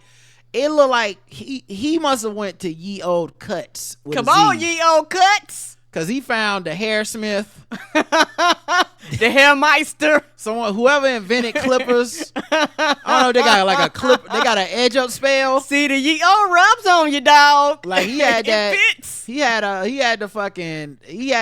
looked like he actually got his hair cut in 2024 and then showed up to set and said, you know what, perfect. Yeah. We don't have nobody here that could do black hair, and we tired of doing dreads. Right. So this brother stole the scene. He stole the scene just like that black woman who was an extra in season 1 during the episode where I think Rhaenys bust through the floor or whatever, but I think it was that episode. But it was like a black woman who was just in the background making faces and shit. She stole the show. This brother stole the show. I actually made his face the show art for this episode, and it's just a screenshot I took from my TV. No, I thought the lady that made the faces when them 2 niggas was fighting, and then when they brought all those people to Rhaenyra, you right, and the suitors, yes, yeah. And she was like, "Ooh, child, what is happening?" You're right, and he was still in the show too. Yeah, nigga, like Lupita Nyong'o when Will Smith was acting a fool, going, "Ooh, y'all see this? Y'all see what I'm seeing?" He definitely ain't get his hair cut the same place Cole did. That's for sure. So they order off a drink and they like, oh, wait till you meet off, man. They got a new guy at the table. He like, you want this dude crazy? Wait till you hear his story. And the dude's like, let us get a drink, and slaps the waitress on the cheeks when she walks away. And it's the same girl from season 1 that got pregnant after being assaulted by Aegon, and Allison gave her that, you know, that ain't that milk of the poppy? No, it's not milk of the poppy. It was that's like a drug. That's what they were giving the king to take away his pain. But she gave her basically the morning after tea that makes you have an abortion. Okay. Or and whatever paid her off and was like, I guess you need to find another job because you can't work here no more. So they never really took care of her, is what I'm saying, because she's working as a waitress now. So I thought maybe they pay those women off or something, but nah, they basically just, she don't work at the castle no more. She got a one-time lump sum and was like, all right, time for you to go. Right, and knowing the trauma that she must have gone through to see her in this brothel getting her ass slapped by this guy, it's just, you know, it's got to be a harrowing experience, which gets worse in the next scene. Yes, because he didn't think twice, didn't recognize her, nope. So anyway, so then, you know, life is hard for the small folk. We see Ulf telling his story. His story is basically he's one of the descendants of, he's a Targaryen secretly. He's the descendant of Jaehaerys the Conciliator, and he's like, you know, and the new dude at the table he's like, you a Targaryen? He's like, shut the fuck up. Shut your words. Do you want me to die? Like they'll kill me out this bitch. They find out when they killing bastards and people that got claims to the throne. So no, don't say that. But he's like, I'm the bastard son of Balon the Brave. I'm the brother of Daemon and Viserys. I'm the uncle to the one true queen Rhaenyra. And if they find out, they'll fucking kill me. Cause you know, they got that pretender on the throne. And the new dude like, you don't look like Jaehaerys or Viserys. Right, you ain't got that silver hair. The fuck is this, sir? And this is when the brother at the table was making them faces, and his face definitely looked like, yeah, that is Cap. Look at his hair, it's not silver. But he keep drinking his crown. He don't say nothing. And then the other white dude is like, well, yeah, look at your hair. You don't look like Targaryen. You don't got silver hair. And the dude is like, yeah, but Jace, who got dark hair, he didn't have silver hair either. But of course, we know Jace and Luke, those are bastards. Those are them strong kids. They're not pure blood. Right. So that's why they hair not that color. But you know, but they still are half Targaryen. So it does fit with Ulf's story that, hey, whatever the other half is, that's why my hair not silver, because I don't got none of that dragon rider blood in me. I'm not Valerian or Targaryen all the way. So my hair's not that color. Suddenly, while he's saying this, and I hate this is the most awkward thing. This used to happen to me on the bus all the time. I'm having a conversation, everybody's talking, and then suddenly everyone goes quiet while I'm in the middle of my sentence. And like he's basically like, I am a Targaryen, bitch. And then everybody was quiet. Turns out Aegon is in the building. Everyone's standing at attention in silence because the king just walked in. Now I don't think they overheard him, but it just was a funny, awkward moment. And Aegon comes in there with the Secret Service. They all up in the tavern, and the brother at the table is like, there go your other nephew. And Aegon's like, this next round's on me. Everybody's like, yeah. And the brother is giddy as hell. They're like, oh shit, we getting crown royal at the pleasure of the royal crown, bitch. We living. Yes, we living it up. Hennessy, let's go. Right. And so Aegon and his boys sit down with the virgin squire at a table to get drunk. And this is like, I guess the closest thing you had to like a celebrity coming to a bar. This is like when Damon used to go to the old house. Everybody's like, oh shit, it's a real celebrity in here. Now what's funny is the girl he sexually assaulted that drank the tea pours him his first drink. And he doesn't even know it's her. Yeah, yes, that's what I meant to say before. I'm sorry I said that before, but yes, this is what I meant to say. It's like, yeah, he didn't even realize that was her because not trying to find it. He was so wild in the house he don't even remember his victims. How many women has it been? It's been a lot. I guarantee you, he probably have other children out there he don't know shit about. Yeah, because she just happened to report it. A lot of them didn't report that shit and just left the kingdom. Yeah, and remember they rounded up and all the bastards last season. Like they just, it's just like I said, they're just so disconnected. This when Damon doesn't know how fucked up Harrenhall is, and they bend the knee faster than Ava Devine, and you just like y'all fucking have so many disconnections from the average person, and this is a person you did something to, and even then you're like, I don't remember this. Like yeah, she just pulled my drink. That's it. She could be poisoning him. He wouldn't know. Because he's oblivious and he's a dumbass and not trying funny. That's why the other kings was like, you would never catch me here. Bitch, I'm in the king. I'm in the castle. The fuck is this? Why would I be out here with the common folks? So then after they get drunk, they go to the whole house. Aegon gives the new boy, the virgin, the tour. Like, we gonna get you some pussy tonight, boy. And he just started going from room to room looking for a specific prostitute. Opening up doors and shit. Like, they ended up having a good time. He was like, I'm gonna let everybody see. I was like, nigga, what is this? Well, he's opening up curtains. And I brought this up last week when Aemon was in there sucking on them titties or whatever, cuddling with that prostitute in a very motherly fashion. I was like, damn, the only thing they got is curtains for doors? Like, that just seems wild reckless. Well, anyway, he's opening up the curtains, and in one of the rooms we see like a woman sucking a dick, which everybody was like, whoa, you could put that on TV, which I don't know how they got that on TV, but you know, it's Game of Thrones. It is HBO, so there's like, hey. Another woman was riding a dude. Another one was having a threesome or something, orgy looking thing. And then finally opens the curtain to the room where Aemon is in there sitting butt naked, suckling. Just being cuddled and suckling. And Aegon at once doesn't truly see how this, like, he's so oblivious. I truly don't think he was trying to embarrass Aemon. He's so drunk. He actually is just like, oh, it's Aemon the Conqueror or whatever. Cracking jokes. Ha ha ha. He in here sucking on them titties. I told you this bitch was the best hoe in the land. This is one of our first ones, and he's still going to her years later. But look, as you can see, he's sentimental. This was his first one, and he's still messing with her. So I'm sorry, little squire, but you gonna have to find a different hoe tonight. I'm sorry. I told you she was one of them ones, but too bad. But Aemon, of course, one of his triggers being picked on. Two, just being literally a dog. He's a beast. He's one of one. This motherfucker gets up, butt ass naked, turns around, willy swinging all around, and is like, your squire is welcome to one whore as good as another, and just walks out through the brothel with no clothes on in the middle of air, just walk, the only thing missing was Staying Alive playing or some shit. All right. He just swaggers the fuck out of there like, oh well. And I know that we know that relationship he has with that woman. We know because he literally tells her everything. and the fact that it's not just about having sex and stuff. Of course, Aegon didn't know. He's like, did y'all fuck the dog shit out? I bet you was up in that pussy, didn't you?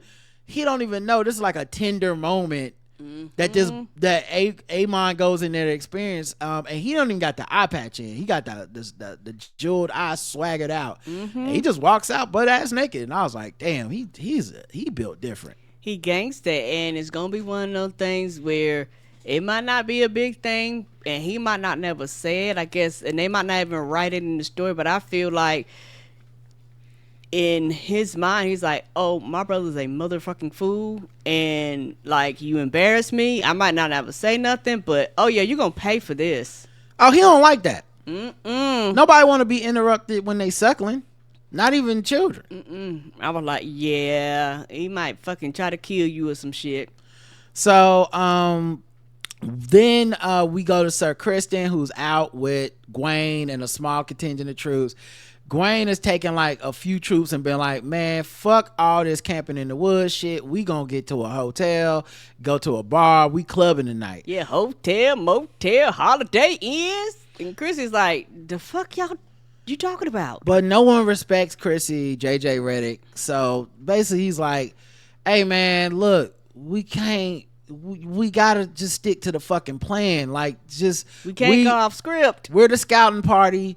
Let's just keep scouting and staying out here in the woods, and we don't want to attract attention. Yes, I'm about to say, what the fuck we look like going in there, all this, I'm clank, drawing attention and shit. Like, it don't make sense. But what's the point of being discreet when we fucking stayed at the hotels? Right. So that's the kind of mission this is. We don't attract attention. No one's supposed to know we're coming. Right. And we move fast and swiftly. Because people talk. Well, Gwaine is a high tower, a highborn. He's not with the bull. He's like, it's bugs out here, bro. We staying in a hotel. Right. I was like, and I'm pretty sure my nephew, the king, wouldn't mind. Yeah, and I was looking like, oh, I already had thought that Allison made him go to keep her in loop, but then I was like, oh, this is even better because you don't even know what the fuck you signed up for, sir. I don't think, that's why I'm like, I can't imagine why she let him go other than to keep her in the loop. Because the reason I say that is because this dude don't seem prepared to go to war at all. He don't understand this shit not a game. He talking about like, oh, I heard they got cable and hot tubs in the next town. Like, no, this is not a vacation. This is a fucking battle and a war possibly. Anyway. And this also brings up the fact that you're actually doing something that I guess Sir Kristen takes seriously, and like the people up, like they went through training. You just walked in kind of like them other three dudes and was like, hey dog, can I I'm gonna go along with y'all. It was like, yeah, this is what we do, and you like, nope, the king said, and it's like, but this ain't the normal routine, dog.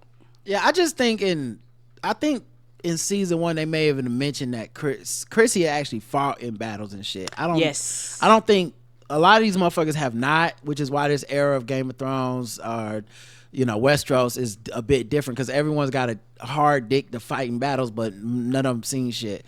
But yeah, at any rate, Chrissy looks in the air. They see motherfucking Bela on Moon Dancer, and she sees them, and he's like, get to the motherfucking woods, nigga. She got a dragon. Now we know that Rhaenyra sent Bela out there to patrol that area, but she told her, do not engage, just observe. Definitely don't fight no dragons. She wouldn't send her own son out there, Jace. She sent his wife instead. Well, she sees them and says, man, fuck engagement. I'm finna burn these niggas to the ground. Yeah, she up there riding. She seen something sparkling in her eyes. She was like, is something twinkling? Let's go see. And she got close enough to them to see that it was Kristen Cole and them, but she couldn't burn them because they made it to the woods just in time. She flew around the woods for a little bit, but she was right over their heads too. She couldn't make out like where they were in the woods, and she's also not supposed to be engaging them. And it would obviously be a horrible PR for for Team Rhaenyra if she burned down the whole forest to get these like 6 dudes in it. So I think she took the prudent action and went back and reported to Dragonstone what she saw. Yeah, I was like, man, she hit that forest. Oh, that shit gonna go to flames. Like, that's not gonna be a good look at all. And that's the biggest reason. He was like, you know what? Let's get in these woods.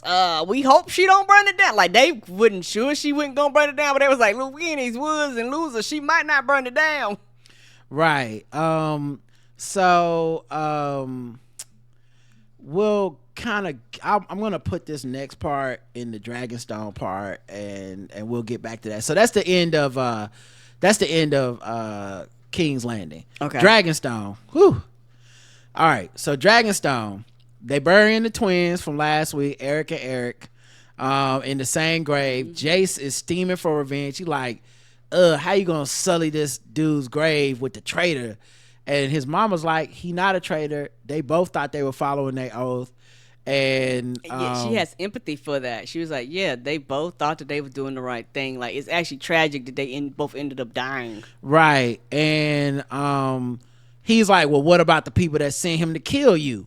Now, Jace, this is like his second or third week in a row. Jace is steaming for some battle and revenge.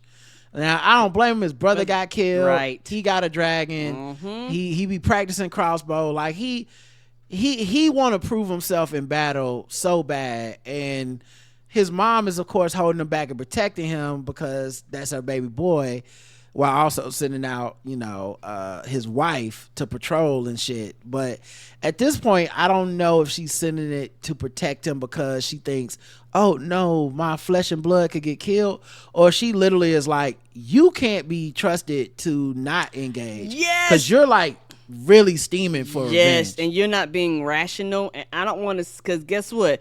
You'd have did that, you would have had a fucking large-ass forest fire in the middle of nowhere, and then they'd be like, Rhaenyra burns the forest! Right. So, Auntie Niecy comes over and says that Otto wouldn't allow for this dumbass plan, so he couldn't be in charge anymore. They surmise that this is a young man's plan. Mm-hmm. This must be Aegon and them are running shit. And like Rhaenyra was right. She was like, this don't sound like somebody that has any smart to this battle. So Niecy says like, they not even gonna remember, because once these men get in charge and they're all fighting and hopped up on war juice, they not gonna even remember why the war started in the first place. Mm-hmm. And Ray is like, yeah, they will. They stole my throne. And then Niecy is like, that's one answer. Or could it be because a child was beheaded? Or is it because Aemon ate Luke? Or is it because Luke took Aemon's eye? Right. She's like, we getting to the point where it don't matter at this point what the fuck happened to start it. It's war. But then she says, look, it don't gotta be war. Why don't you reach out to Alicent? Maybe Alicent can still be reasoned with. And Ray is like, Alicent stabbed me in the back for the throne. And Niecy's like, Alicent don't really want war either. Mm-mm. And there's no war so hateful to the gods as a war between the kin, and none so bloody as a war between dragons. And Ray's like, Alicent sent me a text. I didn't even read that shit. Mm-mm. Like, I'm not fucking unread. with her. I didn't even look at the group chat. Right. She keeping her on red. Mm-hmm. And then Niecy's like, Luke getting ate is not Alicent's fault. That's the men around her. Yes. And then Ray says she permitted it. And Niecy is like, you mean like you permitted the beheading of a little boy? Right. Niecy was spitting. And Ray was like, well, Alicent sits in King's Landing, her son on my throne, it's above me now. I don't know what to tell you. And she walked off. And then later on the balcony, Mysaria meets with Ray to talk about Mysaria, like, she wants a place in Ray's court. Mm-hmm. And the reason she says this is because Ray's like, you was just about to leave. I appreciate you turning back and keeping me from getting murdered, but like, you can leave if you want to. You got your freedom. Yeah, like, you ain't got to be here. And Mysaria's like, but that's precisely why I want to stay, because you showed me, one, I can help you. I have a bunch of knowledge of the inner workings of the Red Keep. And she does. And King's Landing. And she's like, And the High Towers burnt all my shit to the ground, so I want some revenge on them. Yes, she did. As soon as she came back, all her shit was burnt down. But mostly, she's doing this because she thinks Ray will be a merciful ruler because of the mercy she showed Mysaria last week. And so she's like, if it's between you and the blacks, I'm fucking with you. I think it's better because I care about the small folk in King's Landing, not just, you know, the people at the top. But Ray does say, don't think I'm merciful just because I let you go. I'm a dog, and when I'm gonna fuck these people up. So like, you sure? And Mysaria sure. Yeah, and also I can see from Mysaria's perspective, she's like, hey, either way, this war is going to impact me. So me being out there, I cannot run away from what is going to be a war no matter what. So I'm going to have to eventually, quote unquote, pick a side. And even though I hear you, but at least you have some form of compassion. Because most people either would have kept me there or killed me. They would never have let me go. Yeah. And so, I mean, it makes sense that she's seeing it that way. Sea smoke is flying around in the background, making a bunch of noise. Mysaria's like, what's going on with your dragon? And she's like, oh, that's my late husband dragon, Laenor, and he doesn't have a rider right now. And Mysaria's like, maybe he lonely. Yep. And Ray doesn't seem to pay too much mind to this because she seemed to got other shit to do. Although she is kind of like, she stops, like she thinks about it for a second. So maybe, you know, and I don't understand how the dragons work. Like, can you send like Rhaena out there to bond with the dragon? Because Rhaena doesn't have a dragon. We saw that what happened, but you know, in this case, Laenor's not dead. So like, and the dragon might be sensing that, right? Right, because like when Vhagar was up for grabs, it was because Vhagar's Rhaena's mom was like, kill me, and then the dragon ain't have no rider. Right. And so then Rhaena thought, I'll be the rider of that dragon eventually, and it was Aemon that went out there and tamed that dragon. Mm-hmm. and basically you know, he's riding it now. So yeah, I do wonder why no one's attempted to bond with it, and I wonder if that's just strictly because he's alive somewhere. I don't know. That's true. But it's lonely now, so maybe it don't matter that he's alive somewhere. He ain't with him. Agreed. So so then inside, Ray meets with Rhaena, who is her black stepdaughter, and she don't have a dragon. She the one that got her dragon stole. Yes, she did. And so Ray basically tells her, I'm sending you off. I gotta send my kids off to be with my cousin, Lady Jane Eyre. They're gonna go to her house. Yeah, like, hey, dog, it ain't safe for the kids to be here. You know, folks fucking coming in here getting me. Last thing I need for them to do is come in here and fuck with my kids. They got to go. And because everyone thinks she killed a kid, so kids ain't off limits. You're right. So she's like, Lady Jane gonna give me her army from the Vale in return for my dragon. For a dragon, basically, because she's gonna put one of her sons, I think Joffrey, as like a ward there, so him and his dragon will be there. And then Rhaena's like, but they too young for war.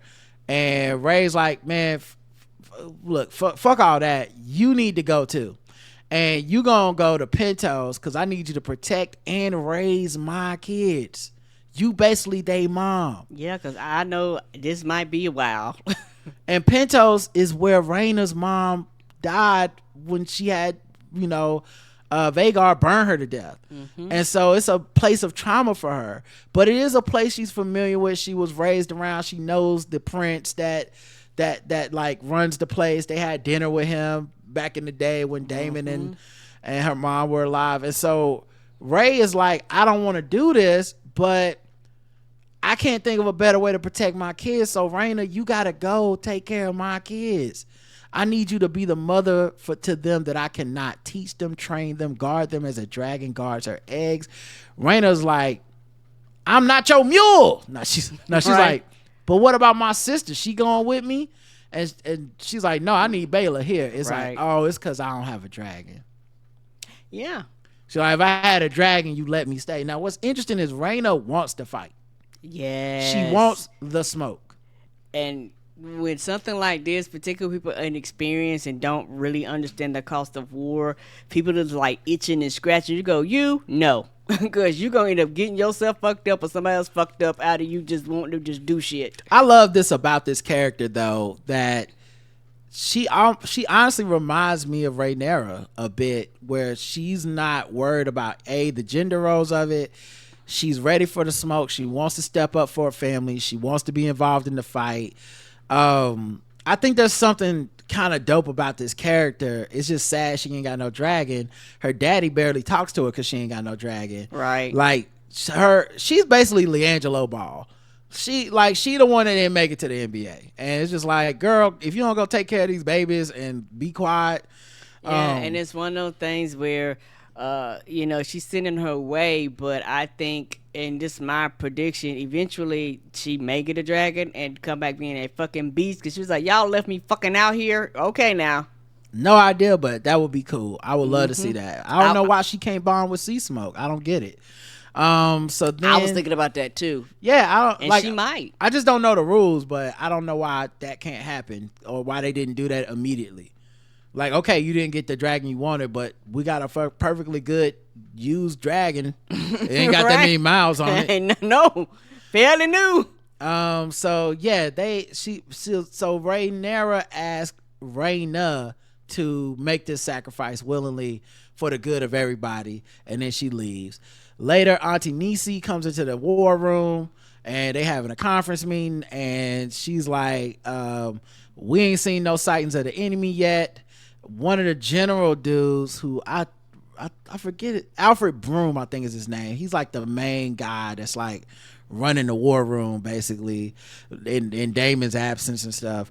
And he's like, cool, good. We ain't seen the enemy. That's a good chance. We can attack them before they attack us.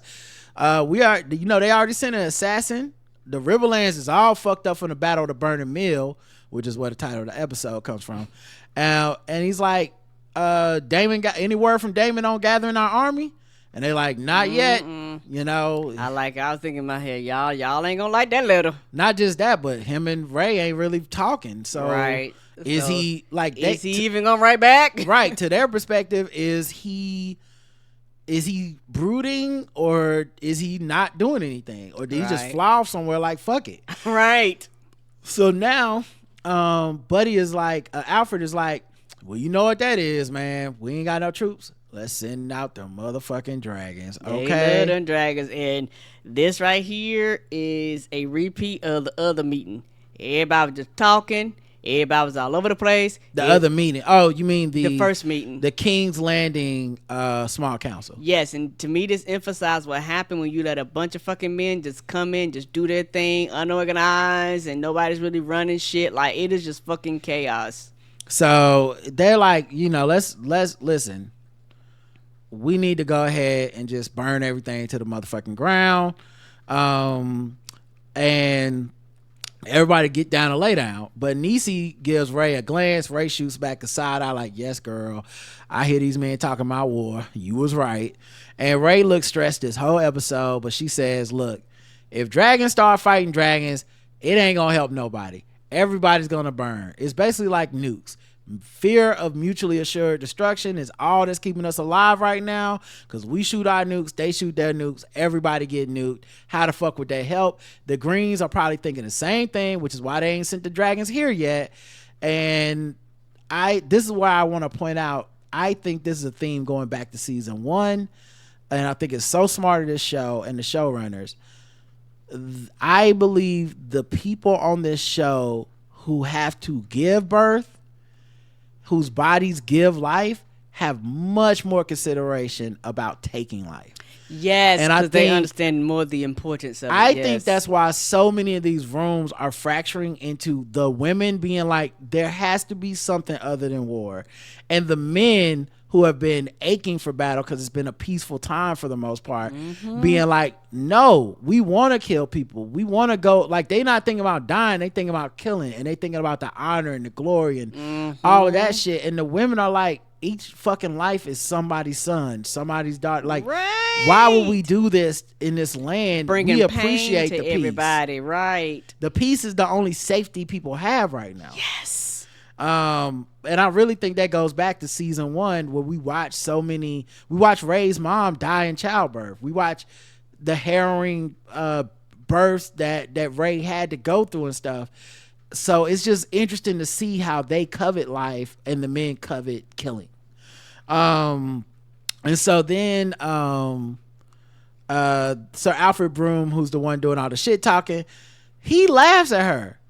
And he's like, the value of a sword is not within its scabbard. Basically meaning like, how's a dragon valuable as a weapon of fear to stop people from doing shit? The dragon is valuable because it can burn people to death. But Viserys himself told her, when he told her about the song, like, I think when he told her about the song Ice and Fire, but if not, but at one point he told her, like, people think what makes us powerful is that we're dragon riders and we have dragons. But dragons kind of do what the fuck they want to do anyway. Yes, they do. But 2, what makes us powerful is everybody's scared of our dragons. Yes. So then they'll listen to us and we get to rule and we get to guide the realm.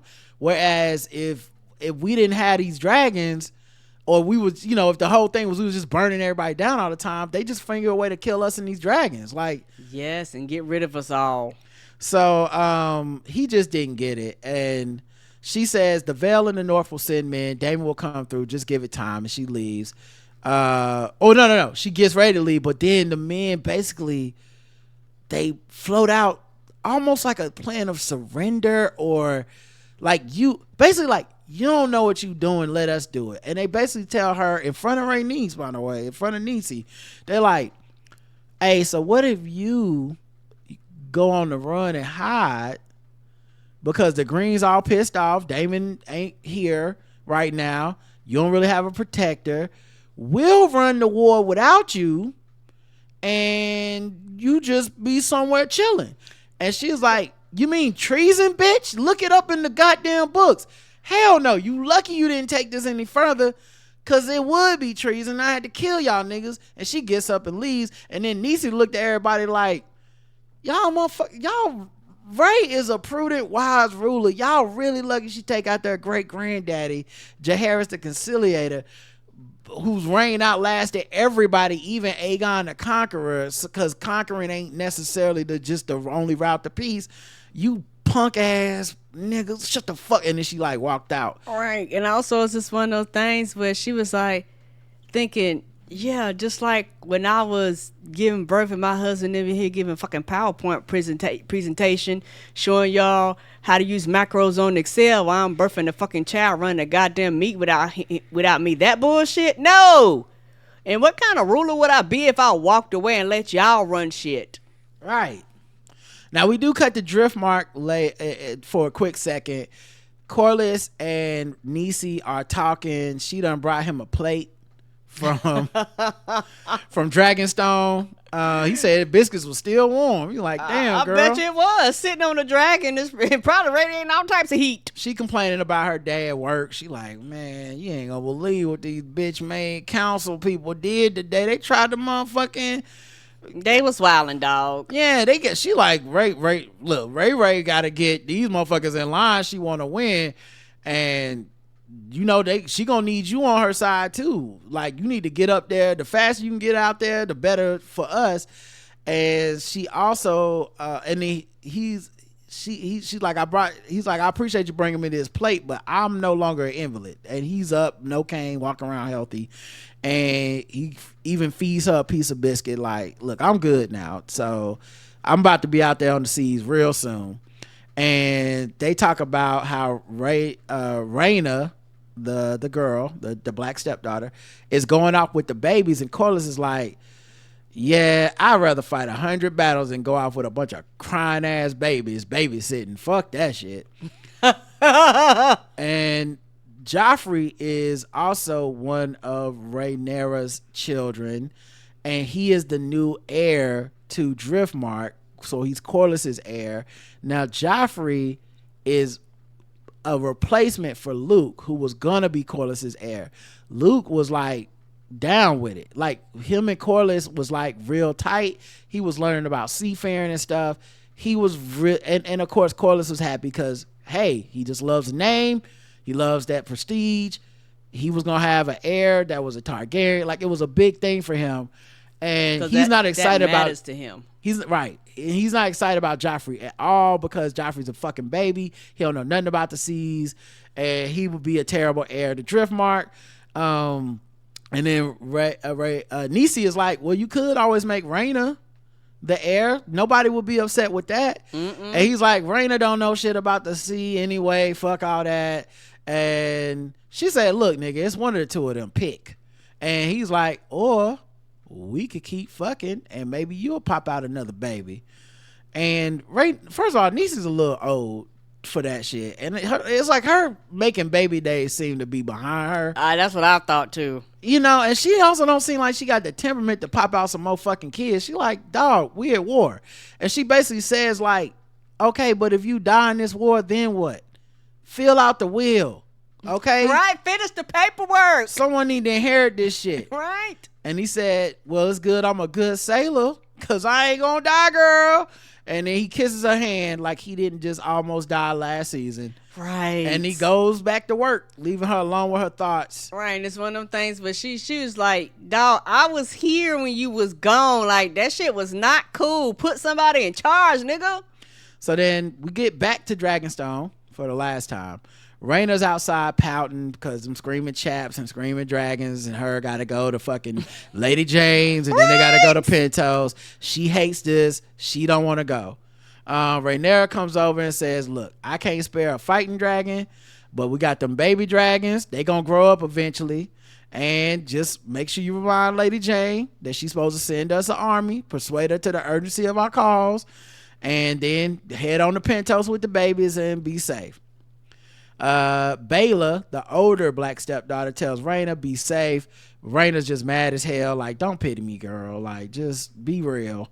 I don't need to be coddled right now. I want to be down in this battle. I want be fighting too. I don't want to be a nursemaid to no babies. I want to I want to kill people and shit.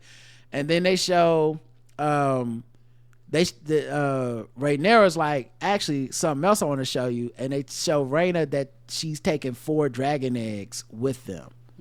Now this was on Twitter and all this stuff, but they confirmed that I think 3 of these dragon eggs are the same exact dragon eggs that we see in Game of Thrones that grow up to be the dragons that Daenerys has.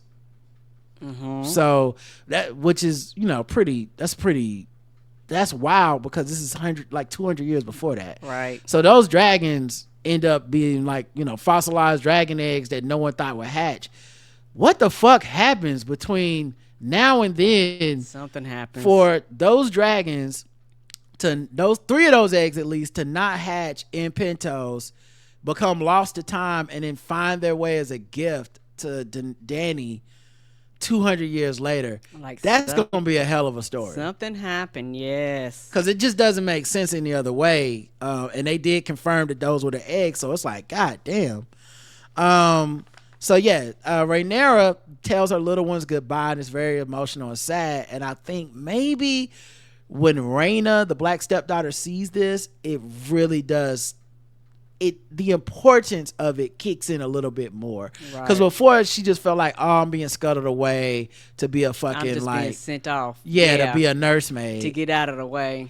But then she sees like, no, this is Rhaenyra's heart. It hurts her to send her babies away. Right. This is a war. This is tough. We're all being asked to do things that are tough that we don't want to do, and so I think it got to her a little bit like, no, I need to step up and do this mission, I think. And then Baela and Rhaena hug, and then off she goes. This is like some time skips forward, but this is when Baela comes back after seeing Sir Cole and them and tells everybody in the war room, like, yeah, I seen Cole, and I'm sure it was them. And everybody now, you know, Alfred Broom, all that, they like, yo, so we going to war, right? Because that means they going to war. If they sending out Cole in a scouting party, that means a larger contingent of troops. We got Ravens. People saying this motherfucker's coming on the way. And yeah, I've been checking my emails and shit, dog. That's what they've been saying in the emails. I've been CC'd in them. Right, I'm getting Google alerts. Ray says, how you even know it was him? And Bayla's like, because I flew down. I was close enough. I checked. They was in our sight. I didn't attack. Exactly. So you can't say I violated no rules, but yeah, it was them. And so then Ray, they figure out, wait, Cole's not coming here. If he's over that way, he's headed towards the Riverlands, which means he's headed towards Harrenhall, which means he's kind of Damon's problem. Ray's like, well, Damon got a dragon, and they don't. But they like, well, then Cole could call for a dragon of his own if he finds out that Damon's there with a dragon. Then Damon, he'll have the troops and he'll have a dragon. Like, then what?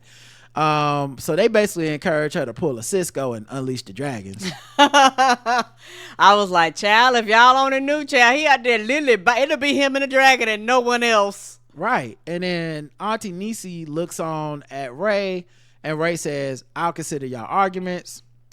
Ray goes back to her room. She missing her kids, playing with their toys. She looks in the box. She sees Allison text in there. She read one. And then she goes down to the library, and Alinda is in there talking to Massaria, and she tells Alinda to leave because, she want to talk to Massaria. Mm-hmm. And she has been considering Ray Niecy's plan, and she's like, Massaria, I know you got it out the mud. I know you know the way the comings and goings of the keep. You know so much. You was able to kidnap Aegon before he was about to take the throne. Right. How can I get to talk to Allison by herself? By herself, which is, yeah. Yeah. And Massaria, of course, knows because... You have to understand, I'm a hustler. I'm a legit entrepreneur. I sell things. I come in contact with people all the time. She know. Okay? That's my job. So she says, you gonna kidnap her or you gonna kill her? And Ray's like, I want to talk to her. Masaria's like, nigga, that's way harder than killing her, kidnapping her. Right? You be better off just killing her. What's happening here? Just send her a text back and ask for a secret meeting. And Ray's like, that won't work. She gonna think it's an ambush. So because I know I would. Yeah, because I would. So she's like, I gotta pop up on her in secret. And Masaria's like, you could use a boat like Damon did, like the fishermen do. And you could catch her at the sept while she alone praying, but it's dangerous. You could get fucked up. And Ray's like, what if I get recognized? She's like, girl, if you don't dress like the fucking princess or the queen. Right, you come in here in gold and shit. Of course you're going to be recognized. And you're not dressed in like anything provocative to like draw sexual attention from men. You can walk right through that shit. And so that's what Ray does. She sneaks in, dresses a nun. She takes... the buddy that had protected her when the brothers was fighting in her bed chambers, she takes him with them. They both she's dressed as a nun, he's dressed in a hoodie, and basically they make their way through King's Landing, not being spotted, not being recognized, because it's not like motherfuckers got the internet. Ain't no paparazzi. Yeah, you could be anybody. So they walk through, head to the sept. She has a knife secreted away in her sleeve. And they wait for Allison to go in there. And Allison, we've seen before, prays alone at these things. She's memorializing people at these candles that they light. Only time that she's not guarded or has somebody around her or within proximity of if she screams, they hear her voice. Ray starts this off all wrong. She walks up to Allison, knife out, like, let's talk, bitch. And then Allison's like, oh, girl, you gonna stab me? What the fuck? And she's like, oh, no, I see I fucked up. I didn't mean to do that. No. Listen, if you scream, they gonna kill me anyway.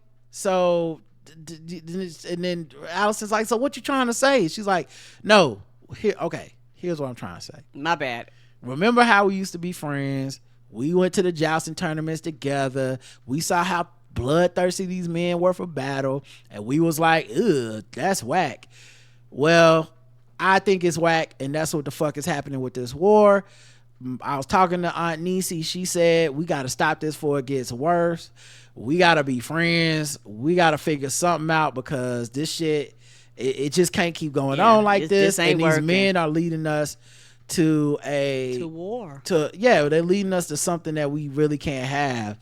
And they kind of look at each other and everyone falls. It's like finally they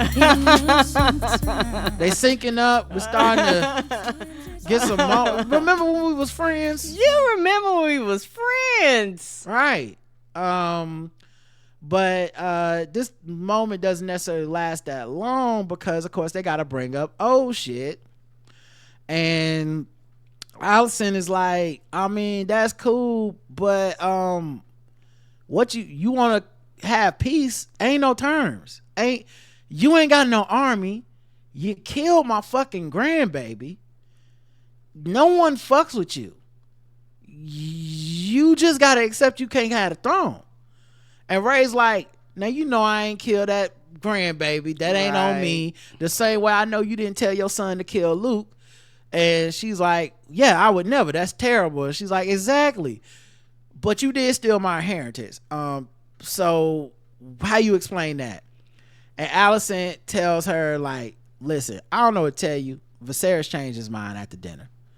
And Ray's like, nah. I don't believe that. Look me dead in the face. And Allison ends up telling her, swearing on her dead mama that she ain't lying.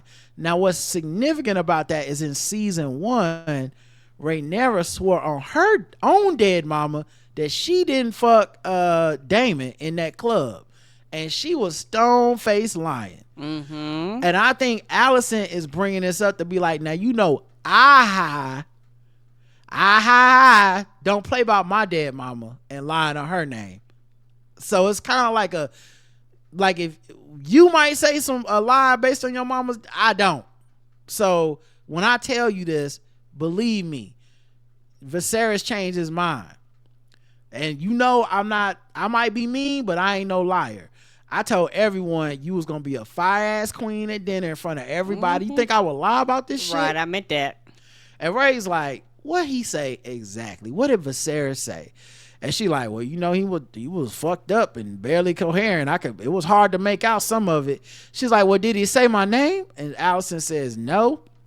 He said, Aegon is the king that was promised. And Ray's like, you motherfucker. That's the Song of Ice and Fire. Did he tell you about the Song of Ice and Fire? She's like, I don't know what the fuck you talking about. What is Ice and Fire? She's like, it's about Aegon the Conqueror, dummy. Not your waterhead ass son. Now they name all their kids the same shit, so I blame the family. I blame the family. Like, if y'all would name people different shit, it wouldn't be so goddamn confusing. But it's obviously very confusing when a half coherent man with dementia is trying to explain some shit before on his deathbed. Right. But yeah, so she's like, Allison, now you see what I'm saying? It's Aegon the Conqueror. Allison's like, well, be that as it may, there is no mistake at this point. I'm rolling with this lie. Like, if this the lie, we fight on that lie. And it's too late. My father is gone from court. The soldiers are marching. You know what Aemond is. Right, and it's one of those things where it's like, girl, if you wanted to talk to me, you should have talked to me while my daddy was still here. You responded too late. It's too late. And Allison gets up and leaves. Ray's left speechless there in the sept, looking at the candles of the dead. The war is coming. It can't be avoided. Regardless. And she did try.